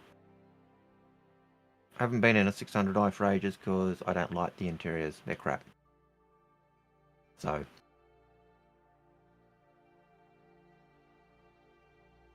but I do know there is a PDC on the Phoenix now. I can't think of any other. Oh, you want one on the 600? Yeah, I think that was the Phoenix's ace in the hole when they sold. Well, one of the aces in the hole when they sold it. Apart from supposedly larger engines and extra power plants and all the rest of it, it was the PDC. And for ages, I couldn't see where they were going to put it, based on how the ship was supposed to be done. Legal. Not legal, but just nice to say. That's all thanks to CIG, by the way. That's the ship that they gave us to give away. I just done it. Yeah. Yep. And well, when they give us the ships, they don't say you must give it away in this window. They say give it away whenever you want. We probably will do some more giveaways sooner than later. But one of the things me and Algared realized, right? So you guys tell me how if you view this like how me and Algared did, was when we were giving away ships, we had more people come in and subscribe, and then as soon as we stopped doing giveaways, all these people left. And so we realized that there were people subscribed that weren't viewing, right? And we kind of realized, well, that's not who we are. We're not really in this to bloat ourselves up for like a huge subscriber count or stuff like that. We're here to, just do what we do and help people. But the people that were joining, they were only joining to get stuff. They weren't really watching us. And so it actually hurt our metrics, not helped it. Yeah. So we tend to, I don't know, I prefer to give away off the cuff like this than really advertise it too much. So, yeah. Yeah. So it is something we found. We'd get the boost in subscriptions, but it was just people joining to get the ship. And then as soon as the giveaway stopped, they go. Yeah. And that, yes, we'd love our channel to grow. We'd love to see, we'd love to. Don't want to do it artificially, though, do we? But it kind of has a nasty taste. Yeah. When it feels false. So, right. I know there are people who get frustrated with us at times when we appear to be certainly not getting on. But when you watch us warts and all. And we are mates, but that doesn't mean we don't drive each other absolutely batshit crazy at times. Well, I think anyone that's married and said they didn't argue with their significant other would be lying. Unfortunately, we are at times like an old married couple or the odd couple. Take your pick at which one we are, but that's it. So. All right, VLA Manda or that's the one we were just talking about. Oh, so so then question: what is your expectation of AIE that did arrive? Didn't I think have? we've He answered asked that already. He's repeating. I thought you'd have known better, SA. Yeah, man. You've been here long enough. You know that it goes into the bank, and we get to it when we get to it. Do you think you were right? Negative after. All right. So Rykop, tell me if we've done this one as well. So it's from Rykop, who says, "Do you think people are right to be negative after IAE, even though CIG has delivered all of the T ships and more this year?" I think people are slowly realizing that AIE is for new people, not for old people. It's been that way. We've said for a while. Yeah, as you remember, those influx of people that came in. Again, we were looking at that data, metric. Right? So you can go back to this, and you can literally see we had this massive influx like 4 or 5 years ago, and it's those people that are now becoming veteran, and they're now starting to realize this is a bit long in the tooth, right? Where me and Algared are way back up here, right? You can go right back to the first year where I was, right, and come all the way down. You can start to see, like, in these last 5 years, we're essentially doubled the size of the funding. You can only start to imagine how many people are in there, right? So again, there's more people complaining. There's more people disgruntled. It's just perception, right? And there's always a loud minority, but on a percentage, that minority is growing because there's more people. It's just how it is. Yeah. Riddick says we're a long divorced couple. Still fighting over who gets the cat. Yeah, that's right. And he is clearly the redheaded stepchild. Right. Right. Next question. Feathers. So, what are your thoughts on the crafting Q&A from the SC Live? I haven't gone through it. so I can't answer. Yeah, I only got to watch a short version of it, and I haven't had time to really absorb it because, again, it came up when Algared and I was asleep. So we often miss those. And again, if we'd started streaming at our old time, I think this is going to probably be our new time going forward because it's easier for me and Algared, because we were getting up at 5 a.m., 6 a.m. to do this, and now we've realized we're going to do it a little bit later at 10 a.m., and it's a lot more pleasant. It does suck up our day a little bit more. Because it is, so much easier. It means we can sleep in, which is always pleasant. So we might push it along a little bit more so we can have a bit more of a sleep in, a bit more relaxed. And it's a bit more of a normal sleep pattern as well. Well, again, it allows Algared to have his school work week and then sleep in a bit on Saturday morning. So, you know. Instead of getting up an hour earlier than my school work week. So, yeah. So, we'll look at it. We'll look at it and get back to you. But yeah, so I can't imagine there'll be too much new on there for me and you, Algared. CitizenCon as a whole was a bit like that for me and you, wasn't it? So it was like time and time again. I remember sitting there. I was vindication. Like I've said several times, the only thing that really took me by surprise at CitizenCon was the fact we'll be able to build Bengal. And nothing else was new. And the military insurance stuff. Yeah. That was it on that final day. Yeah. That was it. That was the. Yes, I do take my tie off. I think there are actually a couple of episodes. If you go back through the archives, there are a couple of episodes. It's got Hawaiian shirts on and stuff like that. I've got a Hawaiian shirt on. Yep. I've got the This one's with me with my hat not on. People ask that all the time. Well, I shaved my head. Today people were commenting that you weren't in a black shirt. Oh, okay. So yeah, I do change my clothing. Yeah. You know, so he does change his clothing. I can vouch for that. I've seen 2 weeks of him changing his clothing. Yeah, scary and horrible. I've got at least 2 shirts. And X has got 2 weeks of me not in a tie. Yeah. He knows that I do take it off. So there you go. Monster AV, what was your take on the crafting base ISC? Any exploit? Again, similar question. We can't answer that because we haven't had a chance to watch it. Monster AV. We will watch it and we'll get back to you guys. That'll probably be an episode we do at some point.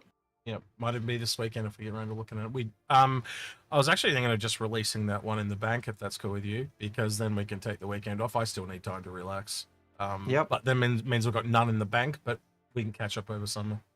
Well, given that we put those in the bank, we're prepared for our CitizenCon jaunt. They lasted a while. Yeah. So, Riddick, do you believe CIG will answer most voted questions about the Paladin, or will they avoid it? aka Knight Rider delete. I think they will merge a lot of them together. They always do. Like I don't like how Spectrum works. I've said this so many times. It's a shit show. I gotta admit, I would prefer to have the downvote arrows. Yes, if you've got a fragile character, you might see the downvote arrows as being negative, but I think a downvote arrow is less damaging than seeing posts that say you're an idiot, and people take other means to show that now these days. They do the face palm emoji, or they said the main reason I heard from, and there were a couple of devs that agree with the dev voting arrows not being there, and the whole thing was that they didn't want people dogpiled on, but they get dogpiled on anyway, and the person that dogpiles gets banned. So all you're doing is creating an echo chamber, which we all know does not go well. Yep. So I'd rather see the downvote arrows. Yep.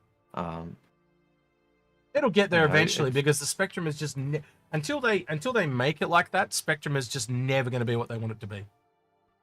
People avoid it. And it's happened to the Reddit as well.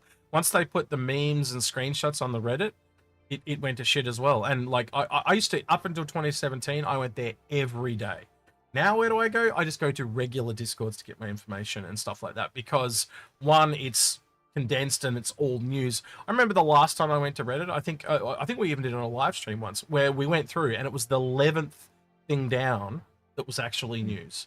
You know, where before every post was news and I wanted to read every single one. Now it's diluted and I've got to go through a sea of shit to find what I want to see. I used to live on the forums in Star Citizen. And when we went to the Spectrum format, not only was it difficult to maneuver and find what I was looking for because everything had changed, but you had the whole pile of those questions or comments that were just superfluous. Yeah. And yeah, it would be nice to see the downvote arrows. I know that comments that I'd make would certainly get downvoted a lot, but it's much. I think a downvote arrow is much better than having negative comments. Now, I'm all for if you're making comments that are dogpiling on someone, that you get rid of them. 100%. I want to show this real quickly. So I watched this during the week. This is a video by Montoya, a great person. He's the leader of Test. You know, try and watch a lot of different people's content when I can. But what this video showed was just how, like, so I'm not going to go make the video or sit here and go through all the things, but he goes through all the, like, a lot of the posts that people have essentially made. And it's really obvious. Like, you can obviously just go to the post yourself, right, as well. But I'm just giving you this because it's kind of a bit more entertaining to watch, right? But if you watch this by Montoya, or you go to the Spectrum yourself and read the questions, they are garbage. They are, like, literally protesting the Paladin and the Redeemer and stuff like that. And that is everyone's credit. They can do what they want. But guess what? You'll never get rid of those questions because there's no downvoting errors. Right, so and there are a lot. Is a problem, and that is a problem. And again, this little emoji here, I can't quite. I'm going to do it with my mouse pointer. This one here is what has essentially become the downvote arrow, which is the Picard face palm. Right, that has essentially become the downvoting arrow, and there's just until they actually make it democratic. And I'm going to be honest, like, if you look at look what's happened in the election in the United States. The people spoke, and a lot of people realized that they were in the minority. They weren't in the majority, and it's the same thing here. Until you can actually democratically tell people that they're wrong, and let's be honest, would you rather I come out with a loud shout Algared and tell you that you're wrong, or would you rather I just anonymously go yep and leave a little downvote arrow that kind of says I disagree? I think that's the most softest way you can say that to someone. That's what I'm saying. The downvote arrow is the best way. You know, you've got the up and down, and you can see, okay, X number of people, 100 people like this, 200 people don't like. Okay, maybe I'm a bit off ball. But at least you still know you're not alone. But the second you've got people commenting and saying you're an idiot, or this is a really bad idea, unless they're saying this is a bad idea and giving reasons why, and giving that positive criticism, you know, that constructive criticism, then negative comments is that to me is dogpiling. Ironically, what's happened here has proved our point about what's wrong with Spectrum. And again, someone in chat says the same thing. There is maybe 3 questions out of 10 that are valid. Right, and it's been that way for years, where maybe half of them. How many of them does it fit? Right, it was always there. One thing I want to say before I take Montoya off the screen is I'm very jealous of his yellow microphone. I want to get a blue one for the end of ours, Algared, if I can find one. No. But I've been looking, I can't find one. It's driving me nuts. But anyway, right, probably off topic. Back to this. But we never put our mics on camera, so it wouldn't. No, well, I do. There you go.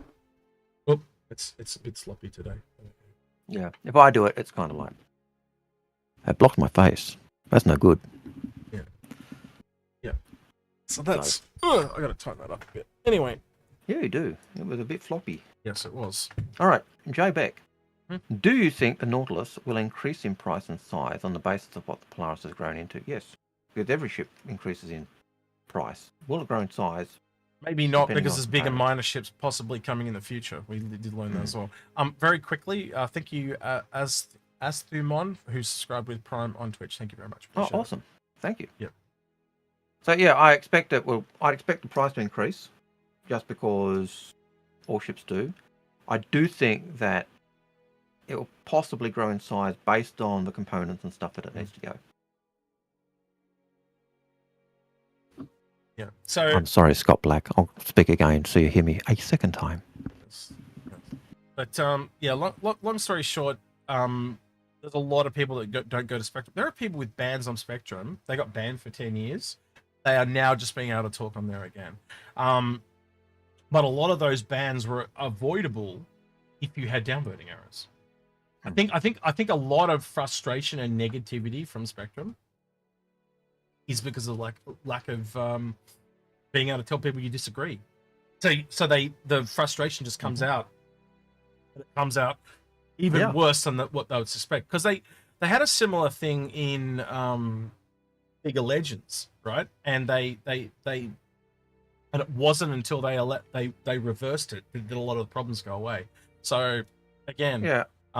These echo chambers online, or what they call echo chambers, you don't want an echo chamber. You want it fair, and you want to actually be able to promote discussion. If you can't actually talk about things, how can you ever work them out? You can't, and by essentially letting people stand on a soapbox and nobody ever tells them they're wrong, how do they learn? How do you learn if you're so socially inept? How do you learn if your topics are wrong? If you always think you're correct, you're essentially bubble wrapping yourself and setting yourself up for failure. And idealistically, as human beings, we have to fail to grow. But if you don't know you're failing, how are you growing? It's one of the hard things that we've been, as a teacher, I've been dealing with at school is the kids don't like failing. They don't like. Nobody likes it, but that's no. But you talk to anyone that's successful, Algared, they'll tell you about all the times they bloody failed to get there. That's right, because failure or getting things wrong is part of learning. Yeah. But you get situations where the kids are so scared to fail. They're scared of that negativity. They're scared of, oh, I'm not good enough. Yeah. That it actually hinders their learning. They don't contribute. They don't do stuff. And you have to say, look, it doesn't, teaching language. The kids are all learning it for the very first time. I say, what do you think it is? I don't want to say. I might get it wrong. Have you ever done the language before? No. Do you know what this is? No. This is the best time to experiment because chances are you're going to get it wrong. But it's, but again, you can do that. Don't want to take that risk. You can do that as an experiment. You can prove to kids that they have to fail, and on a real simple level, like taking shots at basketball. Right, some of you are going to get in the first try, but I guarantee you, if that same person that got in on the first try does 10 shots, they're not going to get all 10 in. No, that's right. I'd miss all 10, because that. Eventually, you fuck up and get one in without even trying, but that's how it works, isn't it? So, yeah. But my point stands, right? You have to fail, and as older adults, most of us know that, but I just don't understand why CIG can't see it. It's so clear cut that half the issues they're dealing with is because there's no downvote errors. I reckon half the moderation would disappear too, because they wouldn't have to be deleting or banning these posts because they'll just be downvoted into oblivion, but they would never ever be seen. Yep, and I can 100% agree with getting rid of the negative put down post. I am sick of talking about this, but it's never going to get fixed if we don't keep talking about it. So we need to keep talking about it until it's fixed. I do 100% agree. Get rid of those negative, insulting downput posts. Yeah, 100%. But again, a lot of that comes from frustration. If you cannot just go, I disagree with you, and they drop down one run on the thing, and it puts them off the front page, then great. But yeah. And if you come there and everything you read is just bad takes, you're going to get frustrated. Like, I have a thing where I go to Spectrum probably once every 6 months, right? And when I get there, I see how long I can stay there. And it's very rarely more than 3 or 4 posts and I'm gone. Because the hot takes, they are not the best takes. They are hot for a reason, as in they are. And again, I reckon it's a lot of new people coming in, not knowing, like not being able to read the room. And instead of being essentially told that they're wrong politely, they are just either ignored or face palmed or whatever. Again, they're not learning from their mistakes. And like someone put it in chat before, I've heard that eloquently said before, failing is learning. That is how you learn as a human. That is our biggest tool. I've learned far more from my failures than I'll ever learn from my successes. And I think anyone that's an adult that's been around a bit will tell you the same thing. I can, Scott Black says, in sales, he learned, 9 rejections before you get it. Yeah. Embrace rejection. Someone else said, look, I don't think downvotes is the answer. Been done before, it doesn't particularly work. Yeah, it does. Statistically, you're wrong. You go actually look at the data, the statistical data proves you wrong. I think if you don't have them, you actually encourage more negative comments. Now, that's just me. I could be wrong. But I certainly think to say no, we're not having them at all, Yeah. because we don't want people dogpiling on. I think that just breeds the negative comments. You go look at a forum that has downvoting compared to a forum that doesn't have downvoting, and you'll find that the front page is full of more toxic shit than there is not, because people's negative hot takes, people's negative hot takes stay there. It's exactly the same thing. The only thing that's removing them off the front page is moderators or overtime. And again, we're adults. We can take care of our own. We can literally go, no, I disagree with you. Yes, I agree with you. We're adults. And if you're treating us like children, we're going to act like children. And that's what you're getting on there. You're getting people that are acting like children in both sides. Ones that think they're correct and are never told that they're wrong, and people that are getting frustrated because they can't tell those people that they're wrong, so they vent and become crazy little child man and then get themselves banned. Yeah. Anyway, let's move on. All right. It drives me nuts. You're venting. That's okay. Yeah, I am venting. Agent 12313 says, do you guys think the Odyssey will be one of the large mischips that CIG said they will bring at the beginning of start after RSI? If they're working on MISC after RSI, I could see it being a large misship, yeah. MISC, Drake, and RSI seem to be the ones on the table at the moment. I honestly think they might be building a little bit towards Anvil as well. You've got the Liberator, you've got the Crucible, you've now got the Paladin. So again, I think they are not just going one family, but I think they're going a few at a time, and then they'll probably go another few, or they might just go as varied as they want to go, because variety is the spice of life, and I think it just makes it a little bit better for the people working on the ships. I think it comes down to, like, I think when they had a lot of people leave and they were building up and training a team, having just working on one or two made sense. Now they've got the team trained up again, I think there is that opportunity for them to diversify a little bit more and give back a bit more freedom and variety. Yep. But that's me just thinking. The other thing that you would tell obviously is also gameplay. That was the other big thing. Gameplay dominated everything. As in, it's if they drop that they all of a sudden want to make roof shingling gameplay, bang, there'd be a roof shingling ship. It's that type of thing. And I'm obviously pulling stuff out of my butt, but you get the point. And I think for the Odyssey, the key thing that's needed, like you could bring the Odyssey in now, it's got cargo, it's got a hangar, it's got mining. But I think the key thing that makes the Odyssey work will be that scanning. And when that's when I think it will be slated. Yep. Scanning Odyssey. Again, Anvil could be 1.0. Sorry, I got a first-time chatter called Quiet Chaos. I thought Crucible is a post-1.0 ship. Yeah, absolutely. Right. Yeah, but again, it also shows how close the 1.0 is. Like, I think 1.0 is a lot closer than people realize. You know, they can call 1.0 whatever they want, but I do think we need a little bit more fundamental gameplay in there before we call 1.0. But yeah.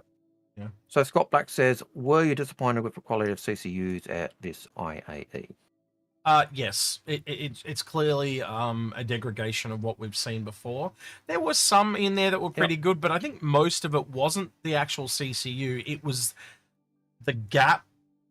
So, for example, ones that were like, you save $50, but they cost like $35. Essentially, the cost of a lot of the CCUs went up. The gap didn't necessarily close. It was just the cost to get them kind of went up. Yeah. 20 to 25% is pretty much a standard that we've seen. Where previous ones were 30 to 35%. So basically the percentage didn't change, just the cost to get them kind of went up. So yeah. Right, they're learning and moving and morphing, and again, the spreading out of different days of the finale is clearly a moving target to make it harder for you to plan. They don't like you planning. But again, how do you plan? You just plan on the long term. As soon as you plan on the long term, like if you're planning over multiple sales, that throws their whole thing out. So just plan for multiple sales. Has always been our advice with upgrades. Yeah. So if you're doing it for the one sale, the one sale, 3 sales. The one sale thing clearly went out the door, and I realized that. That's why I didn't make any videos for the last 2 days. I just went, well, there's no point, because I'm essentially throwing it and seeing if it'll stick, and it's not good advice for new people. It's not good advice for old people. So it's just, again, plan for the long term. You know, if you want a ship, plan for 2 or 3 years and try and do it that way, and that's probably the best you're going to get. Well, it goes to what I always say. You know, if you're after a ship, get a CCU from a ship that's closest to it. and get an LTI token, and then just over time fill in the gap. Yep. And take your time. And the Yep. longer you take, the more chance you are to get those prices right down. Yep. Absolutely. Rycop has a question. Do you think we should expect the backlog ships to come out as originally envisaged, or do you expect a lot of reconcepting of the older JPEGs? Depends on the ship, I think. age and the ship. Yep. Crucible, Endeavor, absolutely. The Odyssey, not so much, as an example. Yeah, I think certainly based on what John Crew and Ben were talking about with the Endeavor, I think definitely that's up for a reconcept. Yep. Because it's a scary, horrible ship. And you think normally a module's not going to change the exterior of a ship, so you might be able to fake some, but the Endeavor, every module changes the outside of the ship. My mind goes weird places. So you just said a scary, what'd you say about the Endeavor? Scary, weird ship or something like that? Well, it's a scary, weird ship. And then I went to John Crew having nightmares about it. And then I went to John Crew hugging, those onesie pillows? So it's an Endeavor full body pillow. No. Yeah.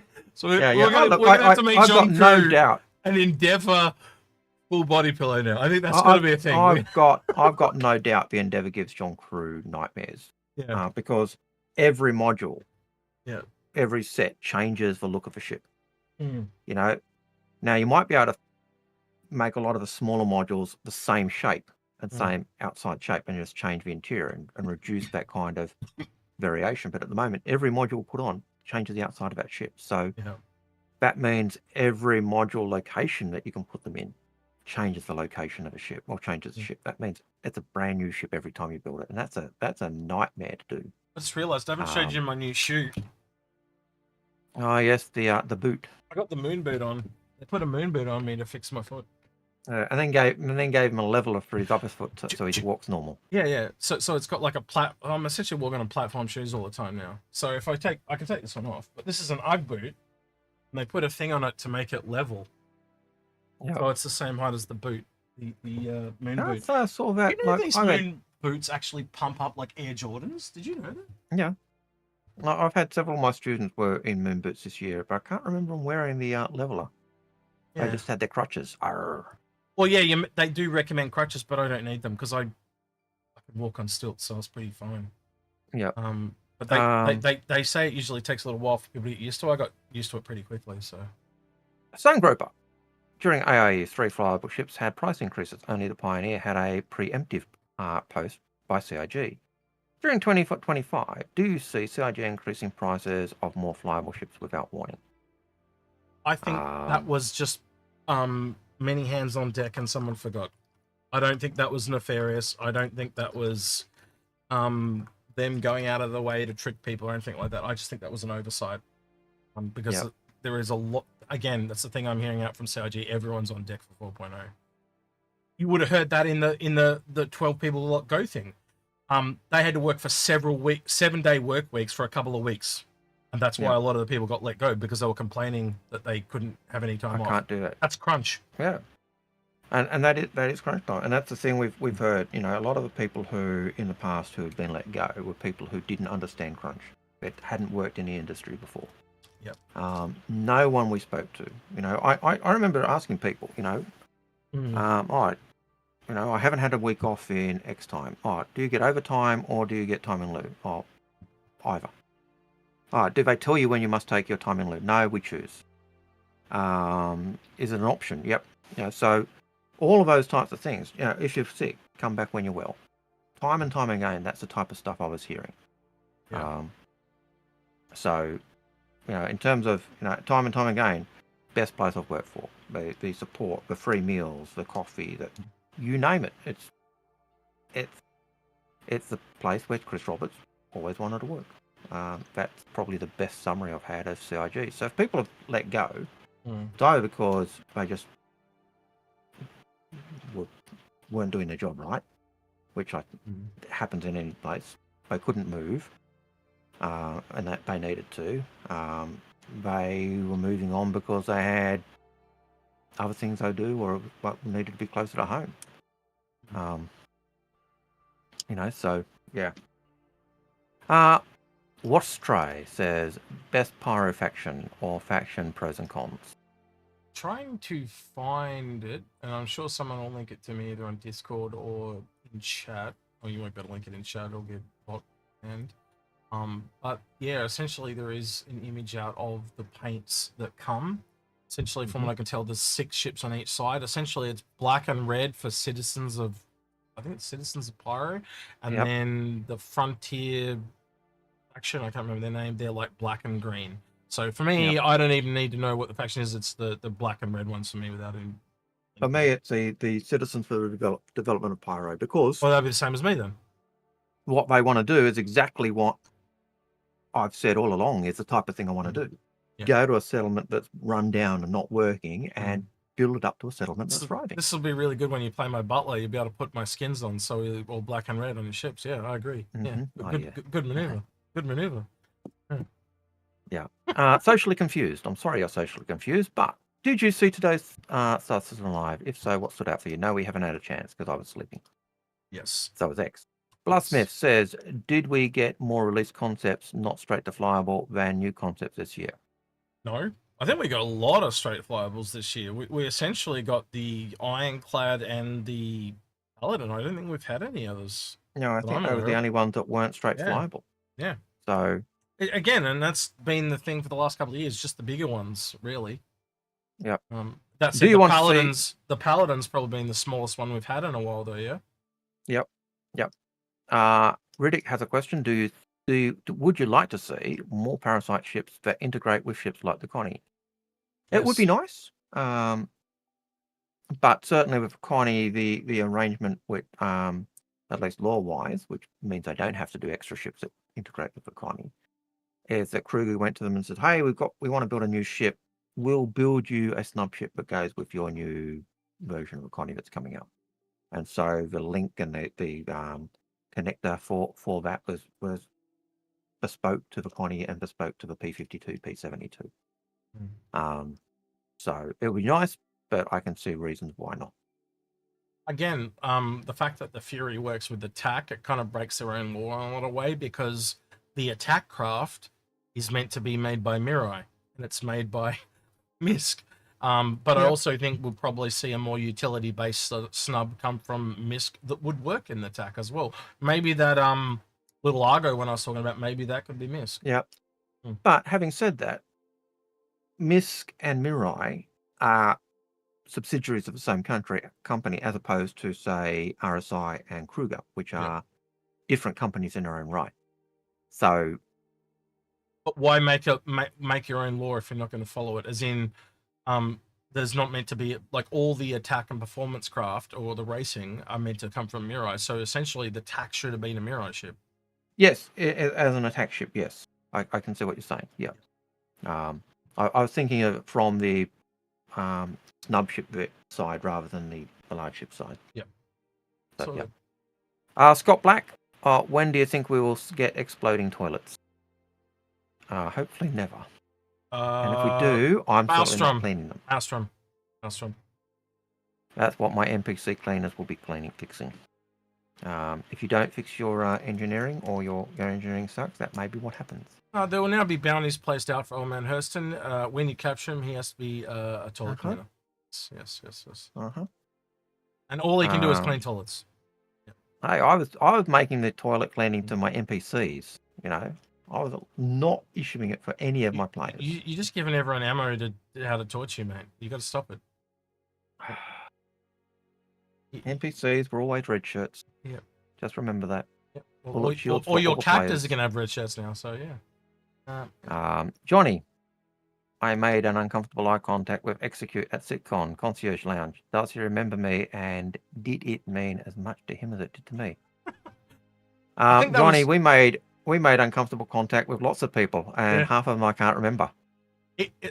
So from someone that comes on a very little small place that I come from, CitizenCon was an absolute whirlwind. It was like, I don't reckon I spent more than 5 minutes with anyone that wasn't Algared or the other people that were like really close with us walking around.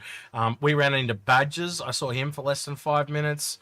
I ran into Stim Citizen in the toilet, and then I didn't see him again. You know, I ran into multiple people that I met. I got to shake Board Gamer's hand, and then he was gone. Like it was that quick. Like, and you know, very few people did we actually get to meet. I heard Nubify was there, didn't see him. Yep. Right, and I don't reckon I could go and it was the same for Algared. I don't reckon we could go 5 minutes without someone want to shake a hand. We had someone in Manchester. We were there 4 days after it closed, and most people gone. He recognized us in the street. Yeah, we're walking down the street. And he says, "Algared, execute." Yeah, just what the hell are you still doing here? Yeah, like why are you still here? You know, like now the really funny thing was he had just been he'd managed to get a extension tour of the office. Yeah.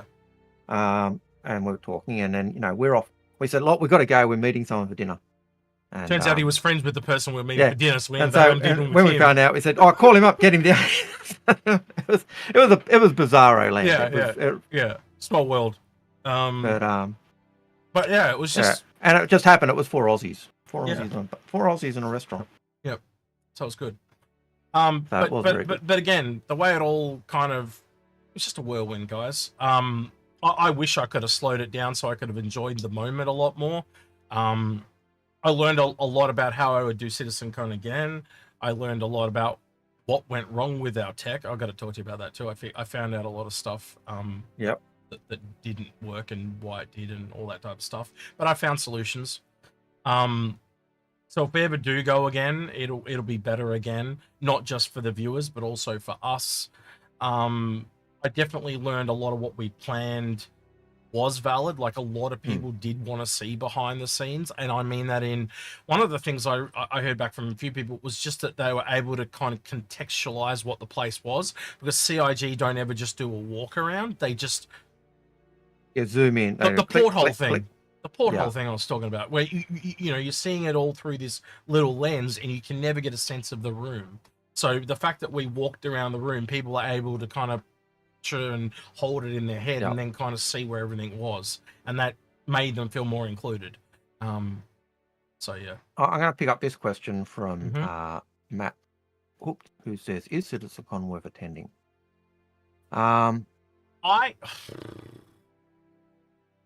This is my takeaway, right? Hot take: CitizenCon, the actual panels and all that shit, no, absolutely not, unless you're covering it from a content creator perspective.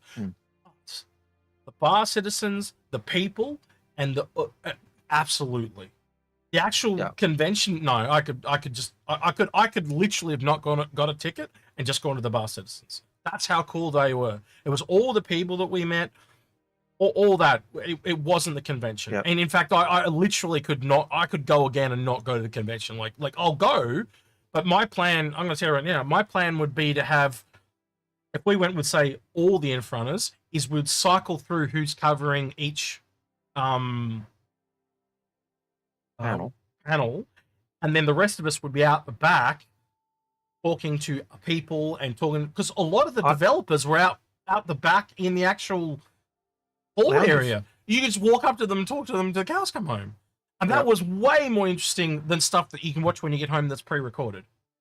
I found if I was going back, I probably wouldn't sit in the hall watching the panels. I'd sit in the lounges and watch the panels. Yeah.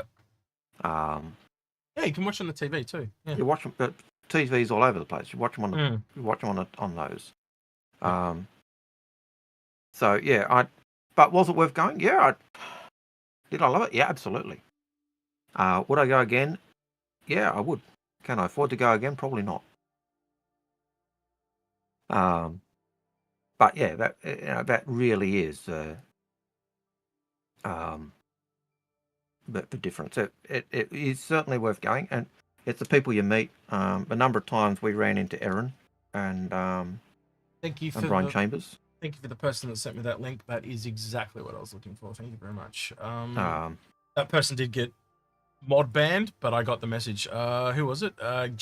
GQUBDs. Thank you on Twitch for the link. I appreciate it. This is what I was trying to show people, Algared. Yeah. So not all of them are out yet, obviously, because you need the other 2 that are missing for the Frontier Fighters. But this is essentially what you're picking. Do you want black and red skins, or do you want green and black skins? Well, given that I go by what they do, I think I'm a red and black. I would have preferred the green. Come to the dark side, Algared. We have marshmallows, chocolate. Yes. But obviously you're missing the Cutlass and the Valkyrie from this side, so. But I like the greens, but from what I've seen, I'm more a Citizens for Prosperity. It'd be cool if these worked on any ship. Wouldn't it be awesome? Finally, we get a skin that just works on everything. Scott Black says too many javelins, Algared. No, half the javelins were bought with credits. So, no. In fact, 2 of the javelins were bought with credits. Yeah, again, it lets you pick whether you want red and black, or by the way, I'm going to point this out because I've only just realized that I don't think that's actually green. I think it's camo and black.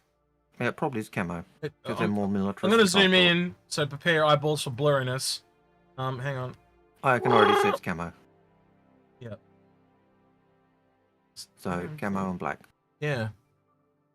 Still looks cool. Well, hopefully, I still like it. Hopefully get a camo red. Yeah, that'd be interesting. But yeah, I've always been more of a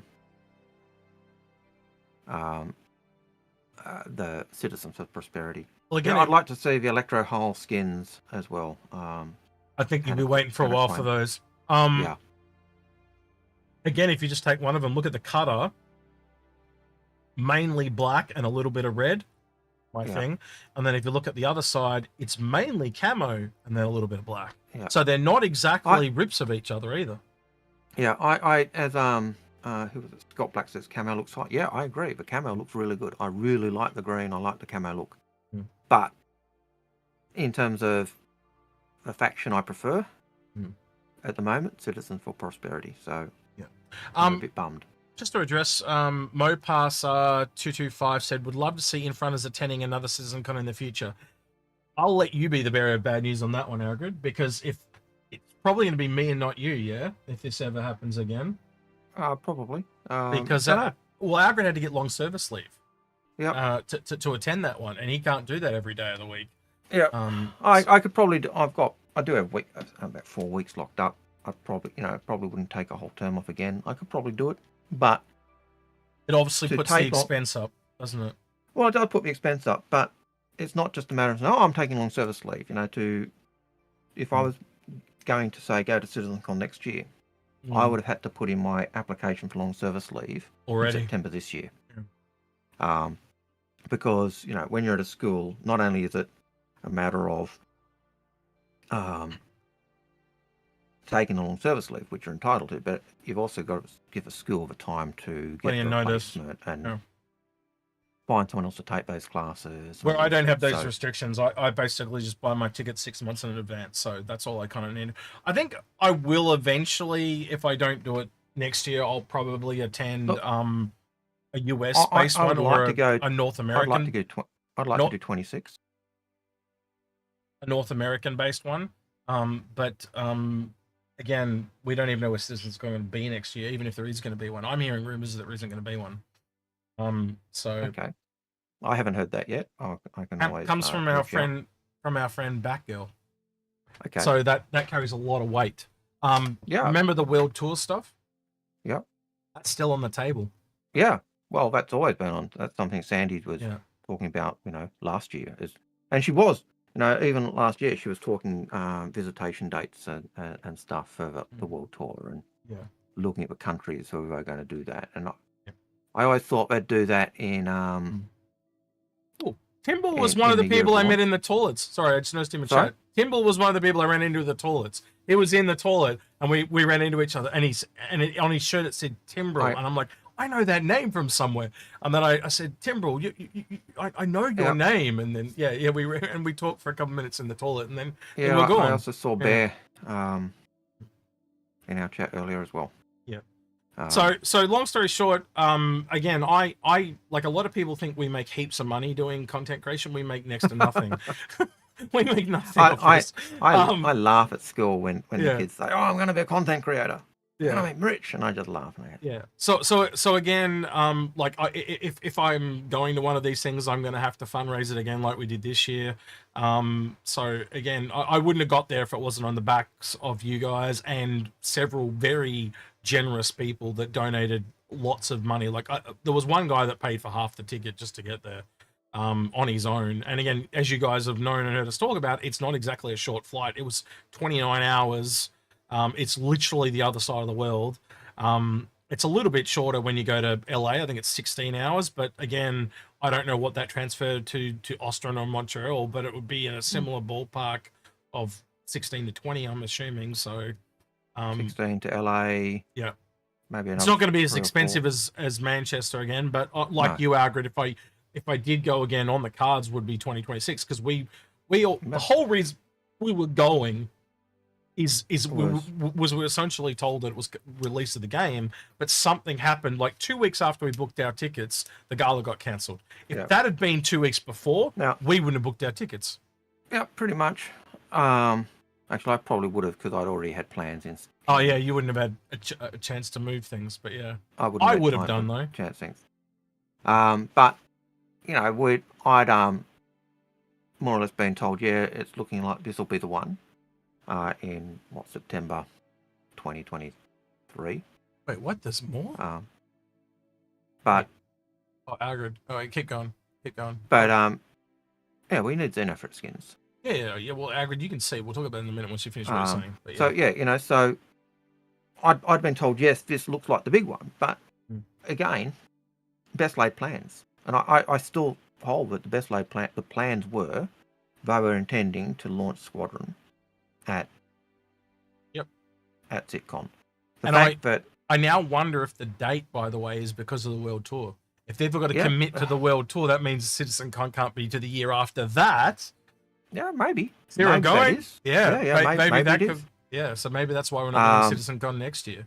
But I was given, yes, this is the one you want to go to. If you're only going to one CitizenCon, this is the one you want to go to.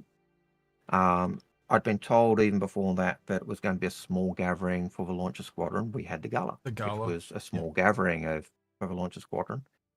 The other thing that makes me think that they changed the dates is they didn't just axe the gala. I have been told the gala will appear at a later date. It's not off cards. It's just been postponed. Now that to me says they planned it. They realised early on they weren't going to make it, and they pulled it. Yeah. And I think they gave ample warning for that. So that's my take. Am I bummed that it wasn't launched yet? Am I bummed that we got a 2-year wait? Yeah. But yeah. Anyway, moving on. I'm trying to work out what colours these are. Right, so I'm going to go over. So let's do the skins. I can't make out their name because I've got Thinger on, but the person that said it in Twitch was life is just for a game. I don't know what these are actually for. They're obviously for headhunters and the different gangs. So we're obviously getting gang skins as well.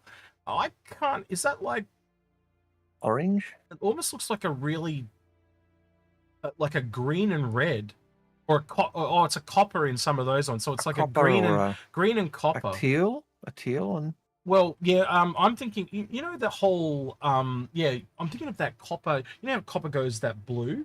Yep. I think it might be a little bit like that. So it's kind of like the tarnished copper. And oxidized copper. Oxidized, yeah. So that teal or, teal and copper is that one. And I like that they kind of have that, to me, that kind of has a feel, almost a militaristic feel, and that fits in with, I think, Xenofrit.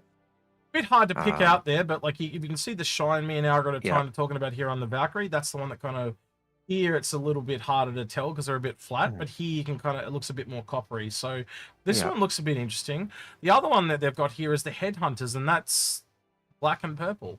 Well, we all know how much we love purple. So hopefully this means we're getting a lot of in-game things to earn in Pyro. Again, more things to come. Yep. Than we expected. And hiya, socially confused. Glad you're still here. We have answered your question. You'll have to go back. If you weren't here when we answered it, you'll have to go back and watch the video. So sorry. Yep. First time chatter RDMA Dira says copper. Yeah, it does look a bit like copper. Yep. Well, unless you think different, you're entitled to your opinion. But I think Algared, I think we'd say that that's kind of copper. No, it looks a coppery color to me. So. Yeah. But I hope it's more than just these 6 ships. I hope it is literally every ship is getting a skin. And I think, I don't know. What's your thoughts on that? I would like to hope that every ship gets a skin, because if you're aligning with that faction and you're doing stuff with that faction, I would imagine you'd want all your ships to have that color because Well, it you makes don't it want the too- headhunters to go after you. It doesn't make it inclusive enough. If you've got a brand new Intrepid, how shitty are you going to feel that you didn't pick up the cutter because you could have got 2 free skins, or 4 free skins for it? That's why I think it's got to be every ship. There's too many skins for the same 6 ships in these images. I'd have to assume that they've just taken a selection to show them off, and that it's probably every ship in the game. That's my at least hopeful thought. And again, this is going to show up the strength of Dataforge. You can essentially set them up on one ship and then copy paste it to the other ships because it's all done with groupings. And because you do zones, it'll just go. Yes, that's right. And that's again why you'll notice that the pattern is essentially different on every one of these ships because they've got the different groupings. Exactly. Exactly. Yeah. So why Dataforge? Because Dataforge is so much more. Makes work easier for them. That's why we always complain about the skins being so low effort because we know how it's done. So yeah. Or can be done. Yeah. Zarkle in Twitch says, "Return of a Stark Hidden." I don't think we will. I think that was kind of almost a cease and desist. Well, they didn't get a cease and desist, but I think they wouldn't want to poke the bear anymore. I think you'll definitely be able to earn that thing in game, but I don't think they'll go any further. I think they'll just limit it to that and no more. There are other tips of the hats like the kit and armor and stuff like that, and the kit and keychain. But yeah, I have to be fair. I don't think they did get the cease and desist. I'd have to check with Toast or someone to confirm, but they certainly don't want to poke that bear because it was the Star Kitten Dragonfly was certainly a very close. Some good variety there though, right?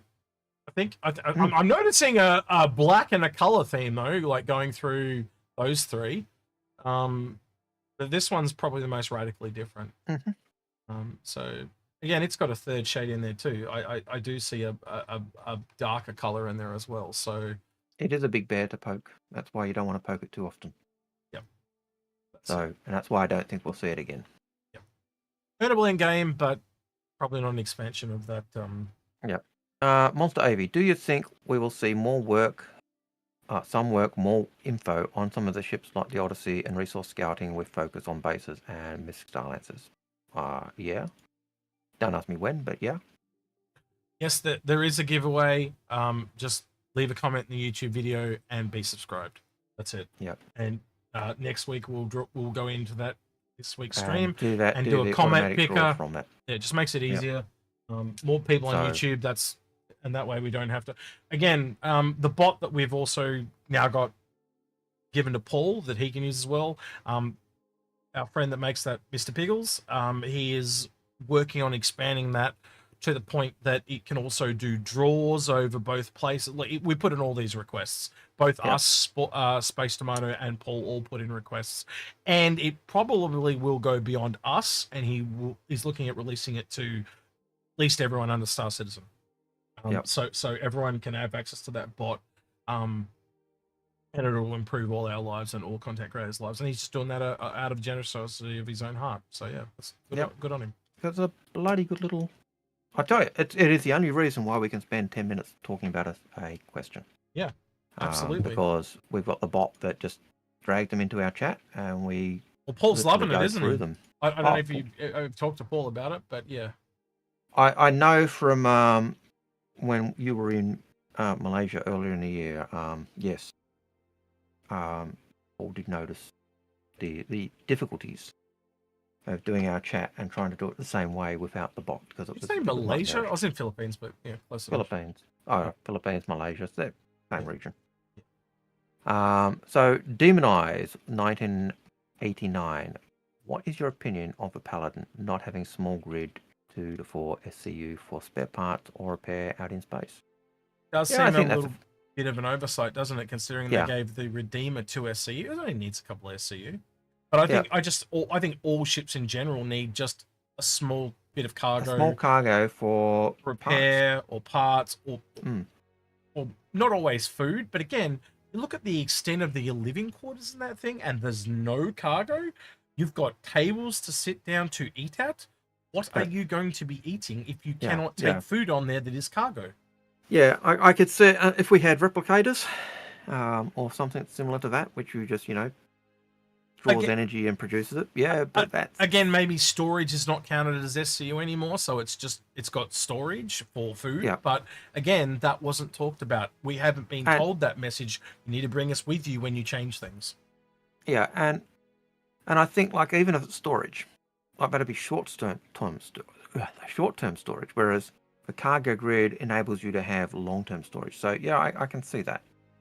Yep. But yeah, it's I do think that is an oversight. Shem Pastor in SLC today, CIG mentioned that bases will only persist on each region. Do you feel this is fine, or should bases replicate across regions? Yeah, that's a difficult one. It is a difficult one, and I can understand why they're doing it for regions. Is that initially though, or is that like tier 1? I think we need to watch the show to. Yeah, because I think eventually it's got to be across all of them. Otherwise, it just doesn't work on a grander scheme. Because then again, you just get, you've built a base here exactly where I wanted to build. Well, stuff that. I'm going to server X so I can build there. Yeah. You know. So, yeah, I'd have to watch the show to be able to determine that. And as you said, is it tier 0? Is it across the board? Is it? It also means if you just don't want to get raided, you go to a rarer country where where there's less population or something like that, just so you don't get raided. It's going to mean a lot of PvE players deliberately go to less popular servers. Which means they become popular. I don't know. But it means people. It means people will be constantly migrating to avoid people. Oh, Bob's on this server today. Well, I'm going to go here and play on this one just to avoid Bob. You know. I used to. I'll be honest. When there were times when I was playing and there was a group or a guild that was doing often known to be griefing people, and the second I saw them on my server, I swapped regions.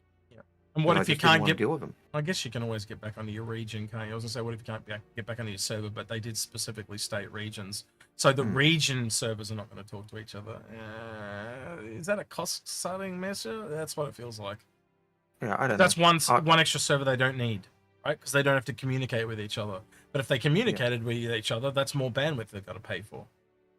Yeah. Feels like a cost-saving measure, personally. But realistically... It just means if you go from, say, Australia to the United States, you're not going to have the same thing on each server. I don't know. Again, I'll have to see it in action. Again, as we both said, we need to watch it, and B, we need to see it. So, reserve. So that's different.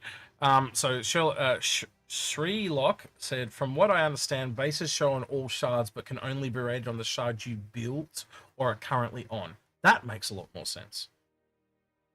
Yeah, okay. That makes a lot more sense. Yeah. So shows on all shards, but only be rated on the shard you built. Sounds like we're gonna have to go watch that one, Algared. Drag myself through the muck of that one, but yeah. Matt Hook says, we have seen so much about the Idris and its stage of completion, which is as much as a Polaris now in game. Do you think it should come in the game before Squadron 42?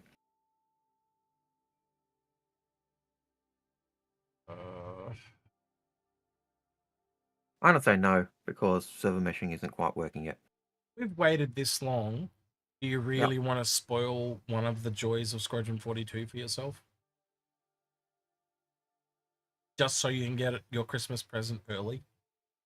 Yeah. Delayed gratification, I think. And you're not just, by releasing it, you're not just releasing it to the people that want it because they own it. You're also spoiling it for everyone that will just happen to see it on a stream. But how do you avoid people that talk about it? You know. You waited this long. Keep waiting. What are you really getting out of it? Like, it's the same thing. It's the combat gameplay. And if you really want to see the interest, it's in game right now. Go jump on it and steal one. Go capture one and steal it and run around with it. But yeah, I think part of the idea of keeping it back was always the fact that you're on the ship for the first time and you're exploring the ship and learning the ship. Yep. I'll just let you guys know that I've cut the question bot off. I've cut the bot because we got like page and a half of questions, and we've only got like 20 minutes left, so we'll probably not even get through what we've got. So I might do a bit of a rapid fire if you want, Algared. Yeah, I've actually tried doing that a few times, but didn't succeed. Yeah, I've only just realised probably what you were doing. Sorry. Yep. Genteri 21 question: 14 million, 500k per turbo to restock Polaris torpedoes must surely be a placeholder price, not the final one. Where do you guys feel the price should be approximately? Land reflected price, blah blah blah blah. Game economy price. I think it is probably. It's a little bit cut for the horse though, because they're too easy to kill right now, especially when the PDSs. But it's showing you really do need to strip back the onion a bit, right? So, yeah. How do you take the shields down if you can't get the PDSs down? Yeah. You know, so yeah, they are meant to be difficult to kill, and they are difficult to kill. Yep. You know, so torpedoes, yes, at 14 million to restock, yes, it is pricey. But they were also always supposed to be pricey. And people been trying EMPs on the Idrises all, like warlocks and stuff like that. I haven't seen one, because maybe an EMP can just completely remove the shield instantly. Well, I do remember when I think it was the Raven first came out with its EMPs, and I was in a Starfarer, and I got EMP'd and it cut my engines, but didn't really kill the ship.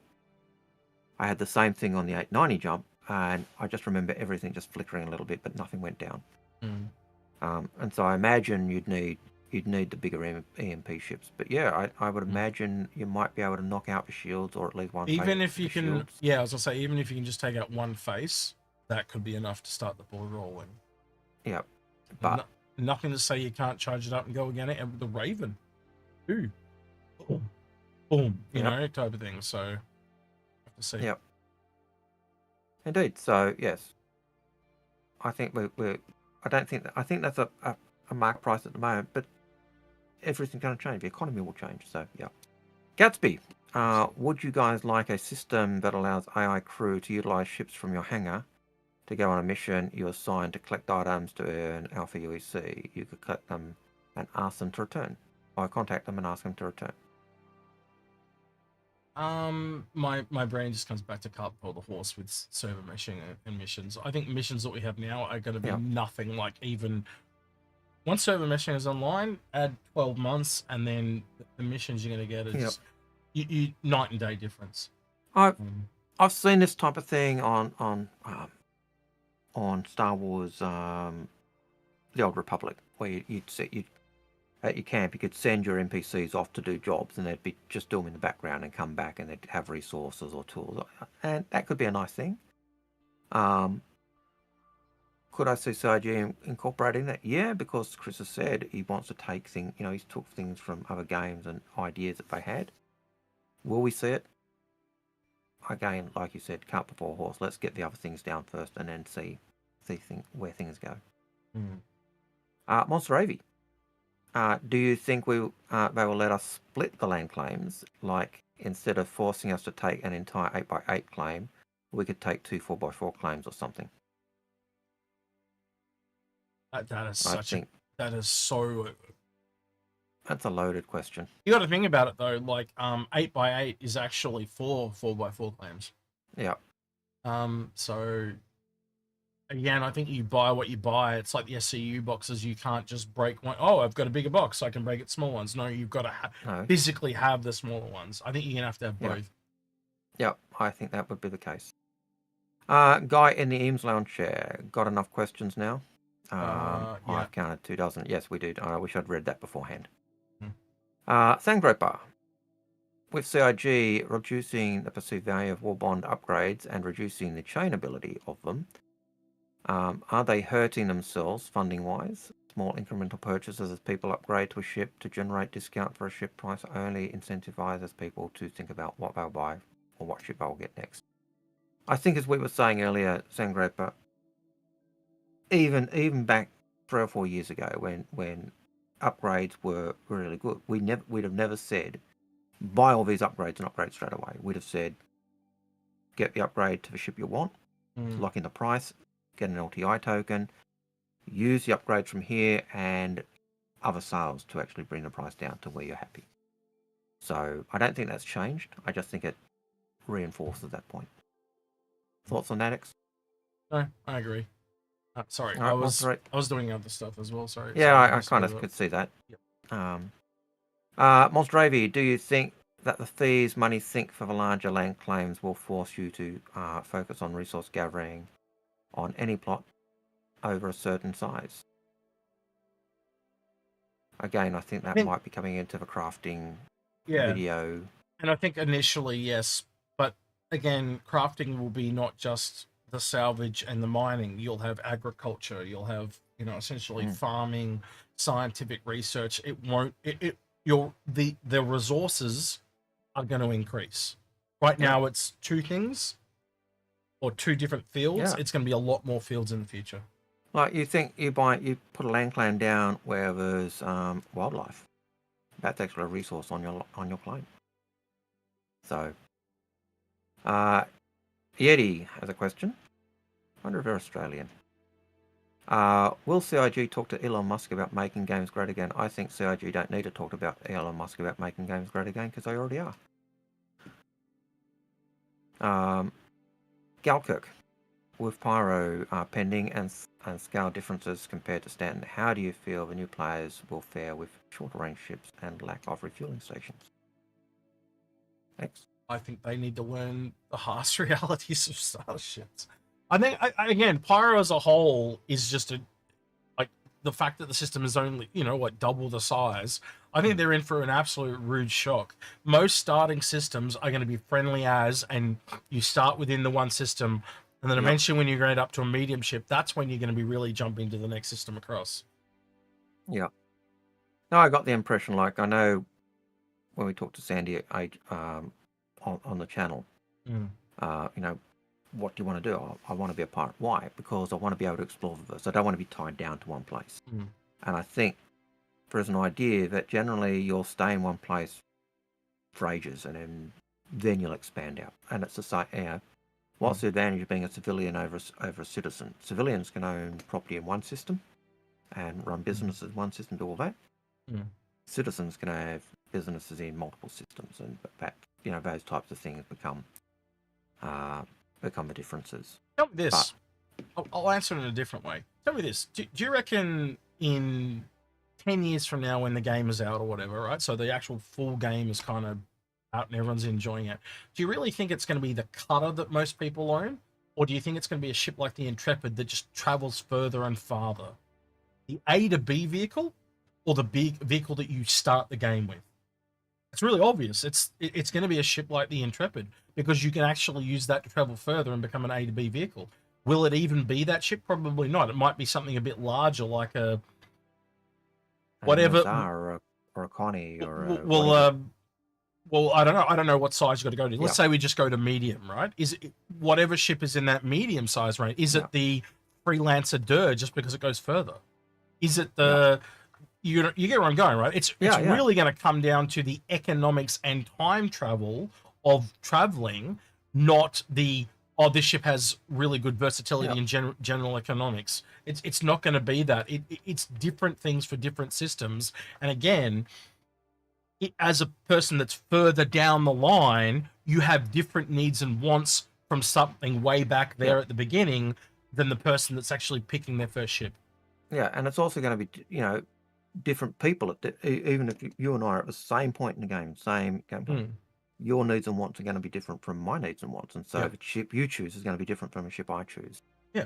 Why the Intrepid looks absolutely garbage right now to a lot of people, I guarantee you once Pyro comes out, people are going to start singing a different tune very damn quickly. Because as I've said, and you've said, and a lot of people that are here that are more veteran-based or spent the time to do the research, it's not as black and white as, again, that's the most problem I have with most streamers, is they can only see what's right in front of them.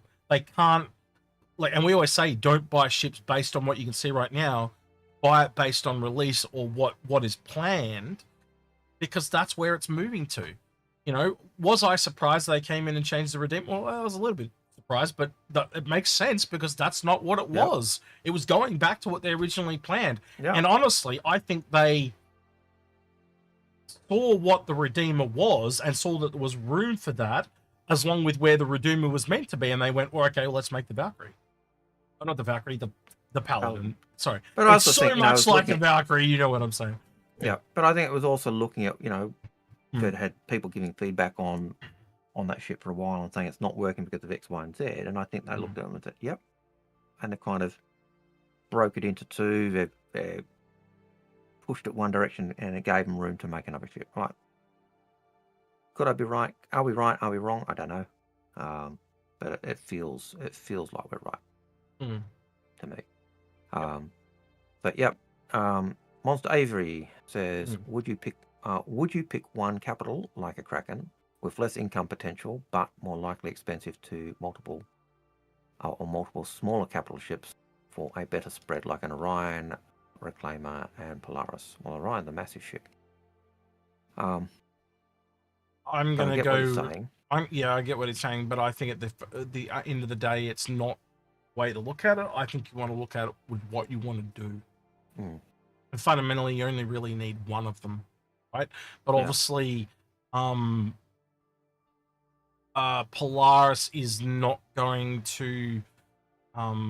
You're still going to have to grind a fair bit with a Polaris, say, to get to a Kraken, right? And a lot of those combat ships are probably going to take more than, say, an Orion. Orion's probably going to give you a lot more, but by the same token, you're still going to need to be defended by something like a Polaris to pull off an Orion in unsecure space. So every ship has a place.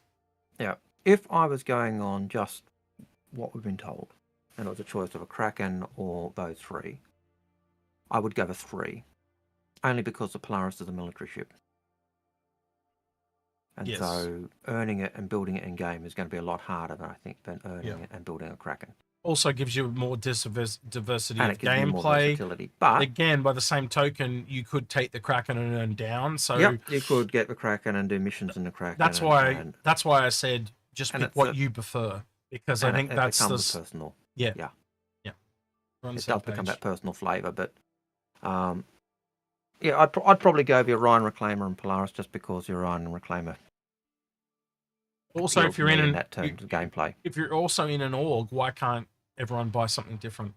Probably keep coming back to it. All these orgs are freaking out. I mean, here getting lots of messages from org people, and I'm just saying, well, look, you guys clearly don't need as many ships as you think. Just all get one big ship each. You get the Reclaimer, you get the Orion, you get the Kraken, you get the Endeavor, and spread it out. And again, if you're only playing with, say, 10 to 15 people, you can all get one each and all be happy. Because the other thing is, all your ships will get use. Where if all of you have a Pioneer, well, that's going to suck because you're going to have to cycle it through. So it really does come down to that aspect, doesn't it? So I can understand why people don't do that, because I've got to have them all. It's that Pokemon syndrome. It's that, what if Joe's not on? We want that ship.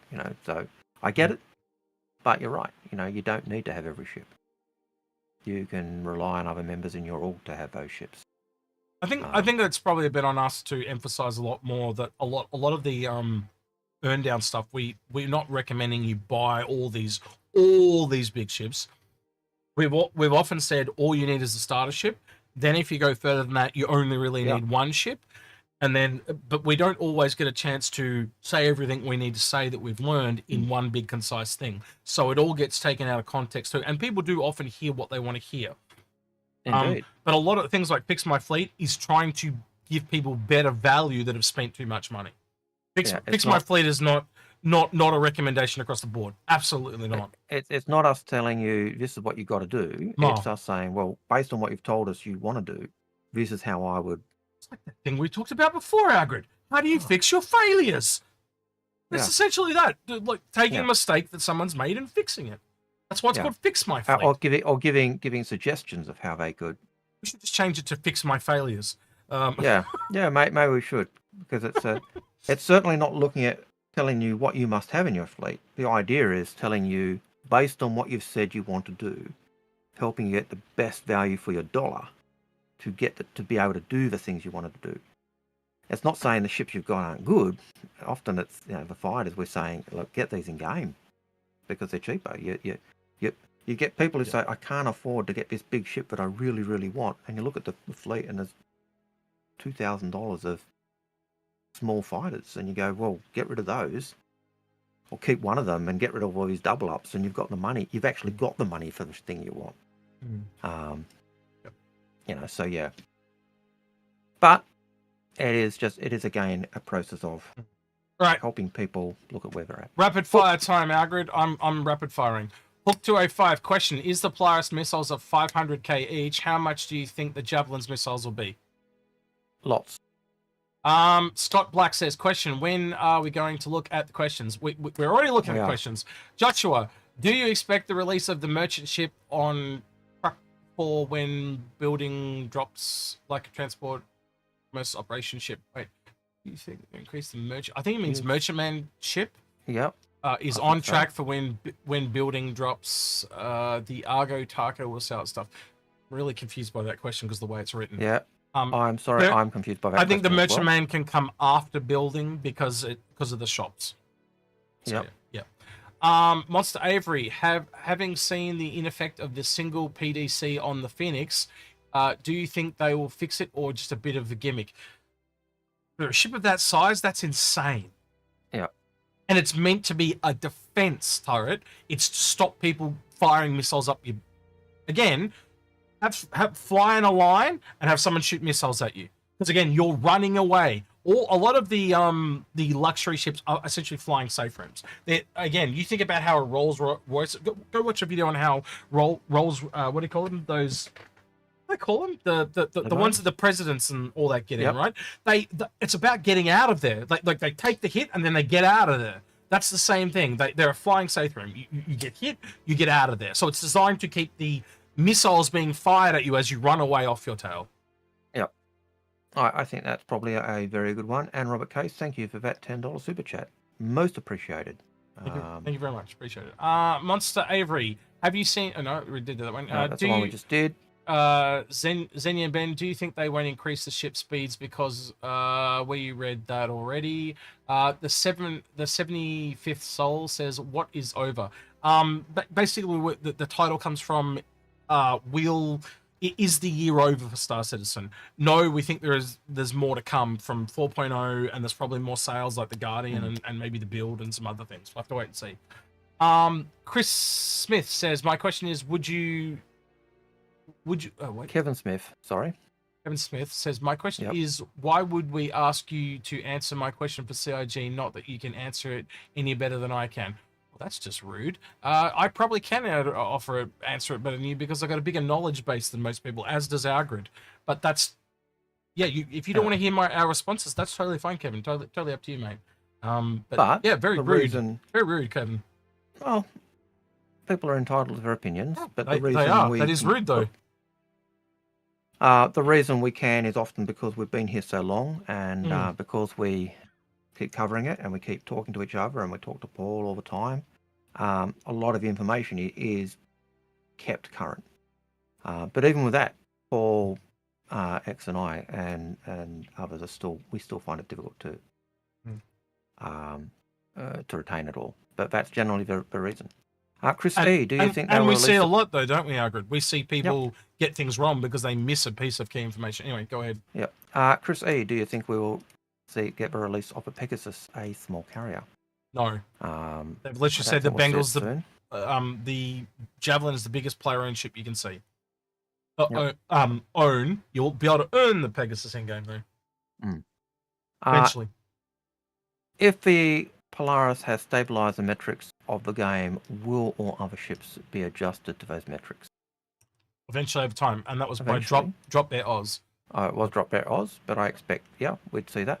Feathers, did anyone else receive an extra part of John Crew's shirt? Yes, everyone that got a shirt should get a second one because the printers stuffed up the back of the first ones, and you can actually check because the Astro Pub is spelt incorrectly, and there are also a few names missing. But the front is exactly the same. So as long as you're wearing something over it, you can wear the mistake one, and if not, you can wear the other one. But yeah, again, you get two shirts. So if you've got a significant other, I expect to see photos of both of you wearing shirts. That's what I'd like to see on the Discord, please. Elena Maria says, yes is not an answer to a when-based question. I'm sorry, but if it's a question that I can answer yes to, I will say yes. Ramon McDonald Chad. I don't know how else to say that. Ramon McDonald Chad. What Inforunners is really over? No, well, we answered that one just a little bit before. So go on to the next one. Anna Quinn says, what do you think about more? True modularity coming anytime soon, for example, Caterpillar, Vanguard Bucks, and so on. I think it's a little bit further down the line because as again, the more modules a ship has, the more complicated it is. I think it's a resource-based question. They need a lot. They need tech people on that to make that work. And again, tech people can probably be spent better elsewhere at the moment than there. Yeah, I got the feeling when we're talking to John Crew and Ben that the real modular ships, the one with multiple compartments, would be among the last. You know, they're going to take a lot more time because there's a lot of problems that come with those ships. And so, unfortunately, I don't think it's the last of those ships we'll see. No. But I think if we hear about ships with multiple modules, that's probably when they're working on them. Yeah. Patch 44 says, what's next? Luminalia, Guardian, expectation of stuff for December. Yeah, basically everything we talked about today. Luminalia is definitely coming. The skin's in the thing already. I can pull those up real quick while we're talking. Yep, and I could say they used to do a December sale as well. That's when the Javelin was first dropped at the end of November. They're all separated, but there's Merlin, Archimedes, Gladiator, and 400i. They're in the blue and white and the green and red from previous Christmases, and there's also Medical Ursa ones. So nice. Yeah. I'll just bring up two of them right now so you can see what I'm talking about. I'm not going to go through them all because they're all separate. So this is I believe this is the Medical Ursa. You can tell because it's got that little track thing there. And yeah, so traditional blue and white and green and red. Can't see a lot of red on this one. There is a little bit on the back there, but yeah, they're the normal ones that usually get this time of year. Scott Black, are we going to get cool planet-like in the Origin brochure with breathable atmosphere and tropical islands? Eventually, yes. Yep. Lava planets, all that stuff. That was one of the cool things. When they talked about Terra, was it Terra? What was the system? It was Terra, wasn't it? Yep, the fifth system. Yep. That was what got me really excited. I think I said to Ara, I said, look. And there was one planet that had lava on it. And I was like, yeah, they're gonna make lava tile set. Woo! Yeah. Because that's the type of planets I want to see. But yeah. Yeah, and Terra does make sense. I know I'm a solist, not a terrorist, but Terra does make sense for the line of fire because it is basically the head of... You haven't seen the clip. It is a fairly key place, and it is basically the center of the empire, because it's kind of like Byzantium. So I'm going to play this cool little video now if I can. Hold on. Okay. Just finding a way that I'm going to play this on Firefox. 2 minutes. Can I open this in Firefox? Give me a minute. Give me a memento. Yes, VL Amanda, we did see your question. I think we've already answered it, and we've answered the question about the PDA for point defense turrets. Nope. I can't open it. I'd have to do it over the top. Hang on. Yep. So if I go, we're gonna do it live. I'm gonna do it stupidly, but there's no other way for me to do this. So, I'll have to do it as media source, and I'll just call this one Algared for now. And then I'm gonna go file.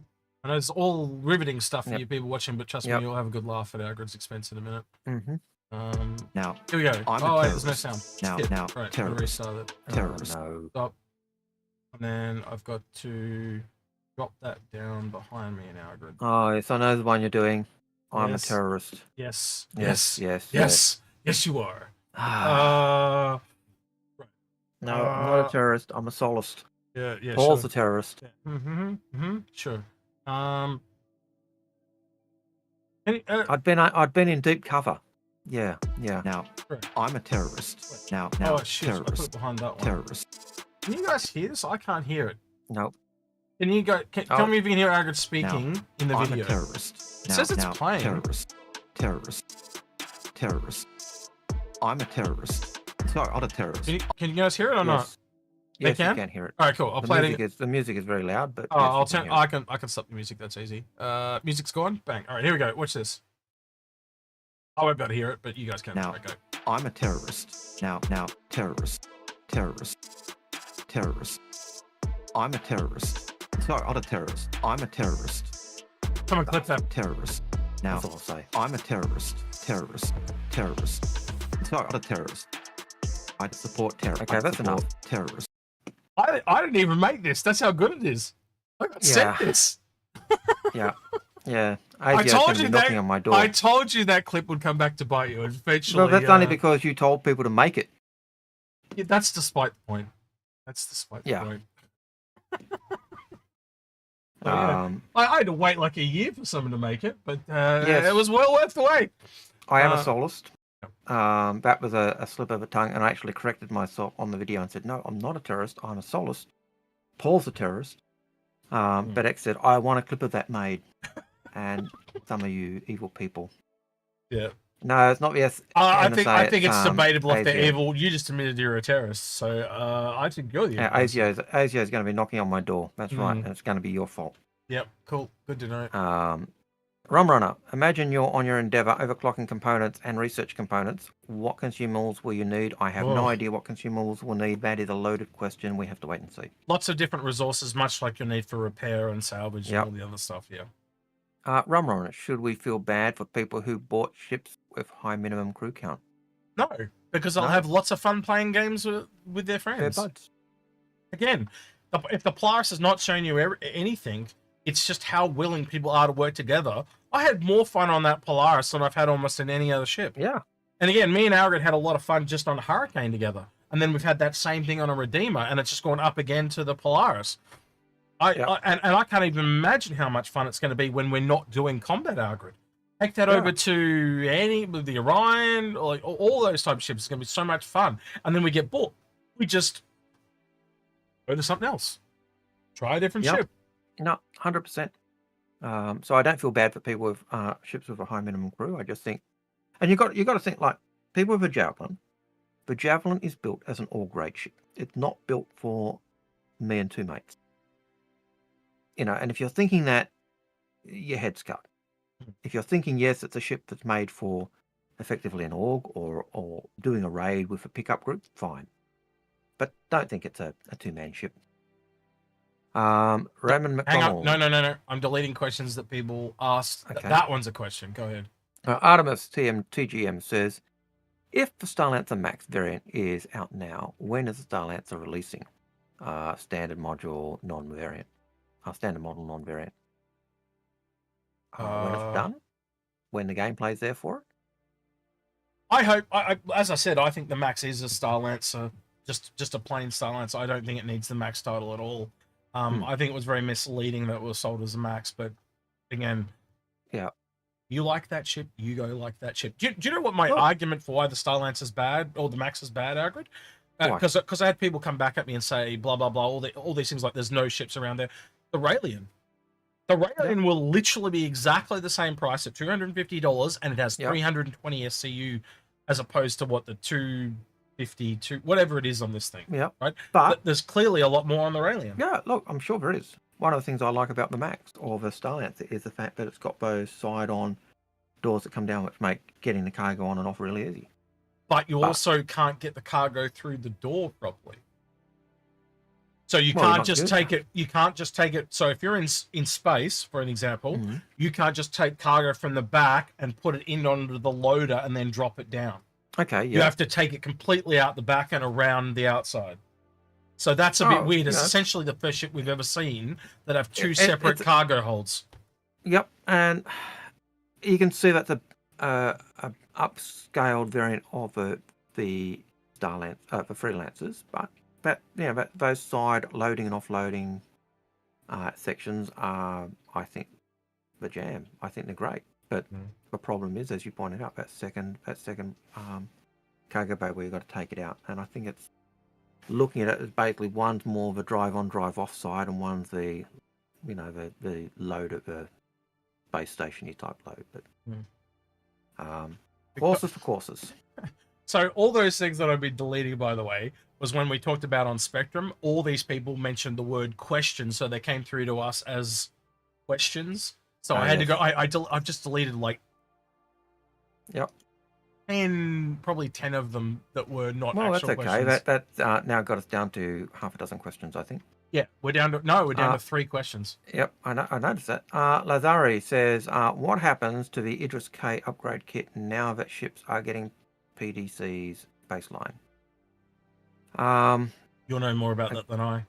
Well, I only know of one ship's got a PDC, which is Phoenix in a smaller ship, so I can't tell you about anything else because I haven't looked. They did say bigger capital. They did say bigger capitals will be getting them though in the future. They did say that. I can remember saying that. The advantage of the Idris K was the fact that it turned remote turrets from the P into, and also the M into point defense turrets, automated turrets. So what it effectively does is reduce the crew count for that ship. That's the advantage of the K turret. Does it make, and if I add PDCs to the Idrises anyway, that just means if you add the K kit and put those turrets on your ship, what you're effectively doing is you're making it massively a soak up for, you put it in a place where the missiles are coming and it's just going to obliterate them. And if it does what the Polaris point defense turrets do, it's going to take out fighters as well. So I don't think it kills it. I think it enhances it at best. Agreed. All right, VLA Manda, or Valar Manda. So what roles would the Terrapin, so medical Terrapin, be more useful over the Medivac, and what roles will mostly be used for? I think the real thing that I take away from that is the armor.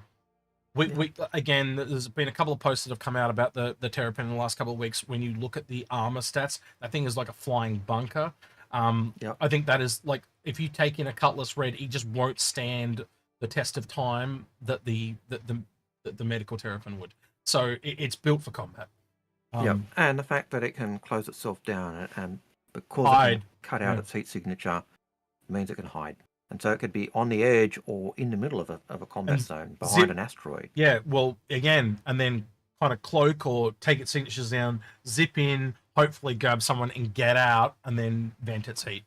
Absolutely agree with that statement. So, and that's an advantage of it over a Medivac. All right, last one by Det. You want to read that one, Algared? Yep. I'll get the rates.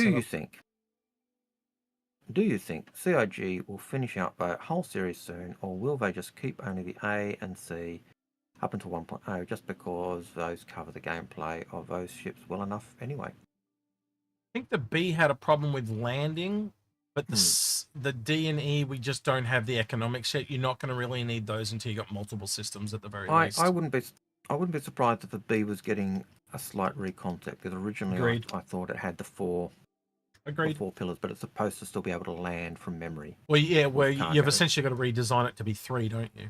Work properly. Or make it 2 big ones on the side. So something like that. I think it's got to be. I think that's why the B's not out. It's getting redesigned. The E and the D. You're got to remember the B actually falls back to the time of the older metrics as well. Like I think the whole series is one that we just kind of gloss over, but again, they are all old metrics, just like the Endeavor and the Crucible. So yeah, indeed. We forget. I forget. I guess you do as well. So your guess is as good as ours as to when they'll do them. I'd like to think the B comes out sooner than later, but I think it's good. BDE in that order. BDE. Yeah, that makes sense. The B will be easier to do with a reconcept because it's a smaller ship. The D, I don't need it until we've got, I think, the line of 5. Because that's when. Just one more question there. Vendel in Twitch says, will the 600i get PDCs? Potentially, because it is that flying safe room. But again, there's no confirmation. The only kind of one we've had is larger capital ships.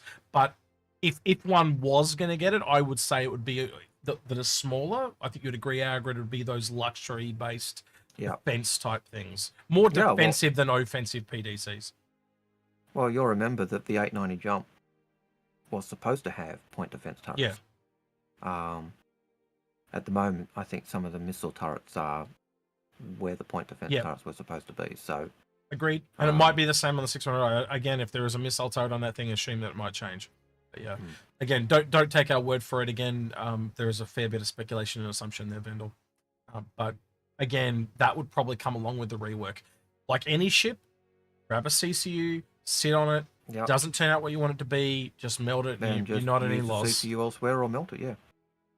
And that's probably the key takeaway. If you're looking at our fleet, certainly if you're looking at my fleet, that's probably the biggest takeaway. Don't just buy the ships or don't just buy the pack. If you really like the ship, unless there's stuff in the pack that you cannot get elsewhere and you must have it, get a upgrade to it from the earliest thing, and then CCU do your upgrade chain and get that as cheap as you can. So. I think we might see the Ironclad. Well, the Ironclad's smaller than the Pioneer. Sorry, someone just asked a loaded question. When do you think we'll see the Ironclad? I would say possibly this time next year would be possible. I don't expect to see it in Invictus, but again, go back and look at those things. That thing was fairly worked out. Like, it was grey boxed all the way up. It's so it could. It could be sooner rather than later. And there's not, say this in not the easiest way to say it, but it is less complicated than some other ships. It's essentially a flying box. And that's not exactly accurate. I know you guys know that, but like compared to some other ones, you know what I mean. I'm being very generalistic when I say that. All right, real last thing here, because we've got a couple of first-time chatters. Will farming be a thing at our bases and taking it into stations to sell? That was from Murdoch's. Algared said. Yep. Zariel says, what do you think the Reclaimer rework looks like, given that the back elevator and the scrap cargo deck are kind of useless right now? Also, with the man cutter coming or whatever that ends up being, and it's pretty dated for a capital ship. No working dock and collar, for example. The dock and collar absolutely is the biggest thing. I'd also say the front elevator. Yeah, I think it needs to be at least Polaris size as the front elevator on the Polaris. Would you agree with that? At least it's not a death trap anymore. That front elevator used to kill you every time you used it. It doesn't do it anymore. And then obviously the other functionalities working. So the chopping room at the front, the storage and sorting rooms at the back, all those type of things. And again, the cutter will never be called the cutter. That's one thing we definitely learned. And John Crew said it would most likely be some kind of drone. But if they did make it something, then it'll have a different name. And if John Crew had his way, it wouldn't be there. Yeah, he literally said that, like, it just doesn't need it anymore. It's a separate thing. But because they've promised it, I don't know. You tell me, Algared. I think it will probably, if they made it a standalone ship, it would just be something they sell separately as well as included. Yeah, look, based on, I think if they make it, it'll be something they'll sell separately as well. But based on what John Crew said, when we're talking modules, it hasn't been sold. We don't have to make it. That's it. But the cutter effectively was sold. Yeah. And so he would love not to have to do it. He doesn't think it needs it, but I think there's also that side that it was sold, it was promised with the ship, therefore we have to give something that is that. And I think that's the way we'll go. Maybe it's just a bespoke drone that only the Reclaimer can get. Something like that. We'll have to wait and see. And if it's just a drone, that becomes a little problematic because they already have a drone bay on there. So it'd just be, as I said, separate it's just drone. No. It would just be a drone that only the Reclaimer can use. And the way you can literally do that is just make it so that it's somehow tied to Aegis and they just never sold it to anyone else or something like that. They'll find some law reason to make it so you can't get it on other things. Maybe it's some kind of special component or power requirement. So the Carrack, even if the ship's got the same size drones as the Reclaimer, it can't use it for some reason. It's just some stupid law reason. I am going to say to Socially Confused, stop giving Jared things that he can ask John Crew about. He says, make the Reclaimer snub Jared's jalopy. No. Because I don't want to have to sell my Reclaimer. One of Jared's jalopy was really awesome. It's Jared. It's more like a sloppy jalopy, let's be honest. Right. We're going to be rating King Chaos today. He's just the person I picked at random. So thank you for joining us today on Twitch and on YouTube. It has been great having you. Hope you guys had a great time. It's been a pleasure. We're going to, I don't know, let us know your thoughts in the comments below if you prefer this time. We're looking to move into this as a more regular time because it's better for us. And we had a lot of people say it was really good for them as well. So hopefully that is the case across the board. Again, if you've got any questions, you want to talk to me and Algared directly, feel free to reach out. Also, don't forget the Discord, like, subscribe, all that type of thing. Thank you for the bits and bobs on Twitch and YouTube. Really appreciate all that. So anything you want to say, Algared, before they head off? And before, we do often get people say in the comments, especially on Fix My Fleet, how do I get one? Yep. Easiest way is just come to our Discord and ask. Yep. There's a whole section on Fix My Fleet where people help you there, but yeah, and if they think it's warranted, they'll pop it up to me and Algared. Yeah, and again, so if you want to help us out, a like, subscribe, that's all we need. Don't need anything else. All right, thank you very much. All right, Twitch, say goodbye to YouTube. YouTube, say goodbye to Twitch. Bye, Twitch. And they're gone. As we usually do, our usual spiel here for YouTube now, so don't forget to like, subscribe, ring that notification bell, and thank you to everyone that went that extra mile on Patreon at the end of the video. Because it is always appreciated, never expected, but helps a heap. All right, with that then, he's been Old Man Hurston. Your camera is frozen very awkwardly. Frozen. Yes, I have frozen. So. All right. He's been Old Man Hurston. He's been Execute. And we're out of here. Take care. See you, citizens.